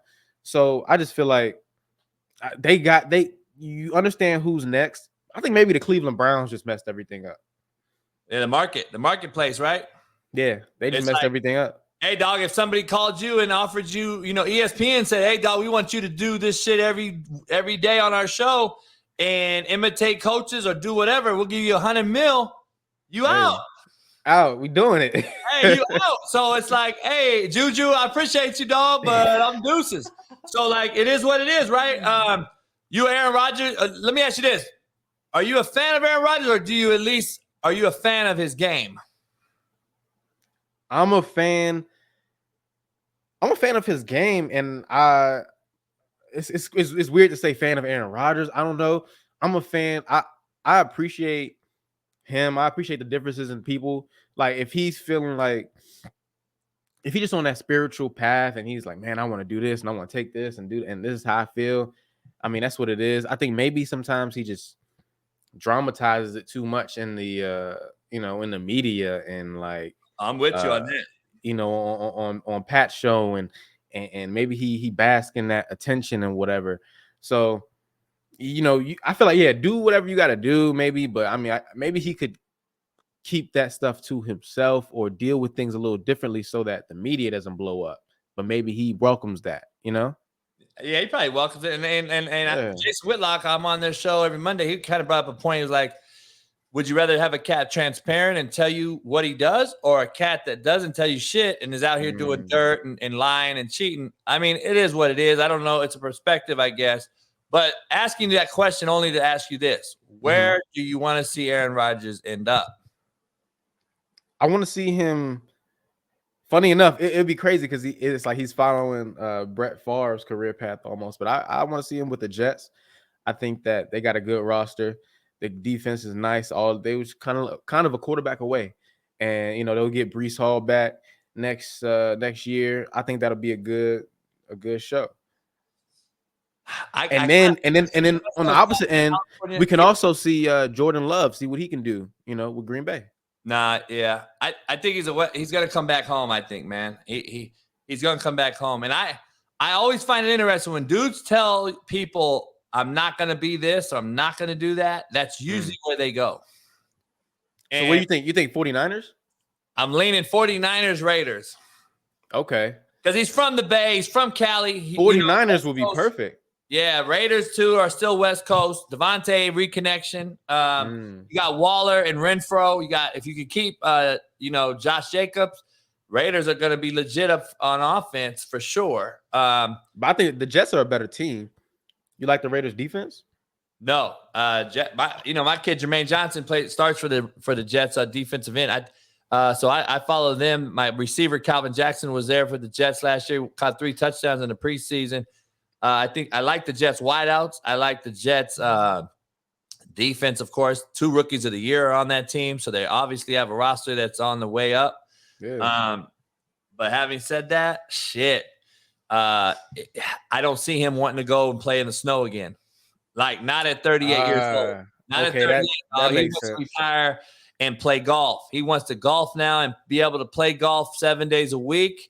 You can only do that in the West Coast. And so now I'm thinking it will make sense to go to the 49ers. I like their roster better than the Raiders, but I'm thinking the 49ers going to give up. They got to give up to get them. What are the Packers going to ask for? Already screwed the pooch in the quarterback room. So you got Trey Lance now. You're going to give up Jimmy gone. You can give Trey, get Trey gone. Send him to Green Bay to back up Jordan and learn. And I don't know. I mean, there's a lot of things out there. All right, I got to ask you, dog. I take Kansas City fan base hates me. I call Mahomes gimmicky. Where do you rank Mahomes? Where do you rank Mahomes, dog? Where do you rank? He's the great. Right now, he's the greatest, by far. And he's not better than Burrow. Come on, Coach. Hey, what do you? Coach, he's way better than. He's way better than Burrow. Give me your criteria. So, all right, here's my criteria. Obviously, winning is going to bump you up into the thing, right? So, he's got Burrow beat so far. Now, he's played 3 longer years, but just so you know, he's 1-3 versus Burrow. Let's make sure we're clear. But you know what? He has 2 Super Bowls. Burrow's got to win one for me to bump him up. So, Burrow has to end up winning Super Bowl. But what is your criteria? Here mine is. Winning, of course. As far as NFL criteria, you have to be able to throw the football on time, accurately, and have the it factor, nuts and guts in crunch time. All right? Check. So, Mahomes has struggled in 3 Super Bowls, dog. Come on, man. Because he's there every year. What do you mean? He had 2 Because he's there every year. He struggled. He's been to 3-1 too. Am I right? Yeah, he's 2-1 now. Yep. 2-1. 2 of them. Well, his Super Bowl numbers coming in weren't that good, but this year he threw 3 touchdowns. He was 21 of 27, 180 yards, not really good. He had 180 yards, but he was taking what they was giving him. They ran the football for 190, so that helped him. So I get all that. Don't forget his clutch scrambles on one leg. So when you talk about toughness, because if he had one leg, he wouldn't have scrambled, dog. Come on, man. Miss me with the mainstream media. So wait, hold up. So what was that? So what are you saying? Yesterday. I saw him at Disneyland yesterday. That motherfucker was chasing his kid around. Come on, man. So what are you trying to say right now? I'm trying to say, don't put him in the Michael Jordan GOAT talk yet. Just yet. He got some years to go yet. For sure. He got some years to go. He got some wins to stack up, some Super Bowl wins to stack up. And with that combination of him and Andy Reid, they're going to be competing for the Super Bowl every year. And so I'm excited to see what he's going to do. 7 is a he's huge your number 1. number. He's number 2. Yeah. Number 2 is going to be Burrow. Okay. And then where do you have guys like where do you have guys like Josh Allen, Lamar, my boy out here? Now you're in LA. You get to see the Chargers, and you get to see the greatness that they say the greatness of the Chargers. And this, like, dog, they have not won a playoff game yet. Like, Josh Allen has yet to win a big, meaningful game yet. Burrow has to get a Super Bowl eventually, or we're going to just forget about him as well. All these young guns that are so-called the great GOATs to the B, who we're getting a lot of money to, have yet to win a big game, dog. So, like, how are we? But if you don't, these dudes, I mean, if you don't pay them, who you gonna pay? I mean, that's my whole discussion. That is why that is a great segue, because this is kind of what I've been saying on all these people's shows. Look at the mediocre quarterbacks that we call mediocre in the NFL. All right, let's go on over to Dallas and see Cooper Rush, 5-1, dog. And I will argue, if he was in that 49er game, he don't throw 2 picks to double coverage, and I bet you the Dallas Cowboys win that football game against the 49ers. It's a 9-9 game, dog. I can't argue with you. I can't argue with you. I feel hear me out. Let's go to Washington. You pay all this money to Wentz, who I've said is a bust from day one, and you got Taylor Heineke goes 5-0, and they're 5-0, and they got a chance to win the East. And you go back to Wentz, you lose out, you don't even get in. All right, let's go to Seattle. You get the comeback player of the year after you trade Russell Wilson. Now you got Geno Smith, who shows everybody, damn, this guy can still play. And we didn't even have him in our top 32 coming into this season as GMs and owners, right? Right. All right. Now, I would argue Kobe Brissett balled out over Deshaun Watson, who I knew was going to be a bust when he came back because of all the shit on his head, right? Had too much stress. And then there's quarterbacks that I can throw in there from all over the league that we can argue, if you built the roster up around them better, that you could save a lot of money and have a better franchise instead of paying a quarterback who ends up being a bust and you waste all your money like Kyler Murray. It depends on what you're saying is being a bust. Okay, so Wentz, all right, that was a bust. That was a bad decision by the franchise to bring him in and pay him. But when you talk about guys like Herbert, when you talk about guys like Allen, when you talk about guys like Burrow, okay, these are franchise guys. Those are franchise guys. You're not gonna. You got to pay them. Even Dak's considered a franchise guy, right? But the problem is with Dak is, okay, then you start to get to the level of, all right, is it worth paying this guy versus building the roster up and getting another guy? Dak is one of those guys I think that's in that category. You know, he's not in the Herbert franchise guy though. By who's saying? Who's franchise? It would not for my franchise if I had a franchise. But they already paid him franchise money though, because he was next up, and that was their guy. So and he was next up, so they paid him. Scrap him? You're saying scrap the money they paid him and go to Cooper Rush or go draft? Yeah, I think some franchises, you know, they've done that. They said, hey, look, we'll let this guy walk, and whatever, we'll go and draft, or we'll have a stopgap until we can get the guy that we want through the draft. But I see it from him like he's not the guy. You know, there are some organizations that make that decision. I think that's the right decision. If you don't feel right about a guy, I'm not trying to pay him and make him the highest paid quarterback in the league. It's just not going to work that way. No, I agree. Like Josh Allen, I think Brian Daboll going to the Giants, I called it. I said he's going to help out Daniel Jones tremendously. The Giants are going to be a playoff team. I said it before the season. They were. You see Josh Allen struggle from losing Brian Daboll, in my opinion. And He is a franchise guy. We know he's a freaking nature. We know how good he can be. I still haven't seen him take the next step, and he's got to be another guy to win a Super Bowl, or we're talking about a guy like Dan Marino and Jim Kelly who's going to go down in history as great freaks of nature that never won a Super Bowl. Let me ask you this question, because when you talk about, Brian Daboll, he goes to the Giants, he has that effect on Daniel Jones, and also we see a drop off with Josh Allen with him leaving. So what do you feel about maybe teams looking at that and considering leaning towards hiring offensive coaches versus defensive coaches? Well, 7 of 8 coaches were offensive coaches in the playoffs, and all Final Four was all offensive coaches. 2 Super Bowl were offensive coaches. So it's definitely the highest paid player in football is who? Quarterback. So you have to, and then now you have a younger generation of cat that does, no offense, TikTok videos and shit, right? Yeah. So we're doing that generation. So who has to adapt to those guys? The McDaniel in Miami, the guy that people like me will say, oh, this weirdo motherfucker out here coaching grown men. Well, the grown men now are of the younger generation that you have to adapt or die. So you do have to adapt or die. I think that is what's turning this into analytics instead of the old asshole like myself stomping the sideline. You don't see it no more. You see Staley, you see McDaniel, you see Sirianni. You see these guys that are like, all right, you don't see Andy Reid anymore, who motherfucked the whole team on halftime and said, if you go out and look at Rihanna, you're fucking just keep walking because you ain't playing in the game, right? Right. That's what I heard that he told them. So you're not getting that no more from McDaniel. McDaniel would have been like, let's go watch Rihanna. You know what I'm saying? Like, that is just the difference. So that tends to tell me offensive coaching, you have to hire them like the Colts just did.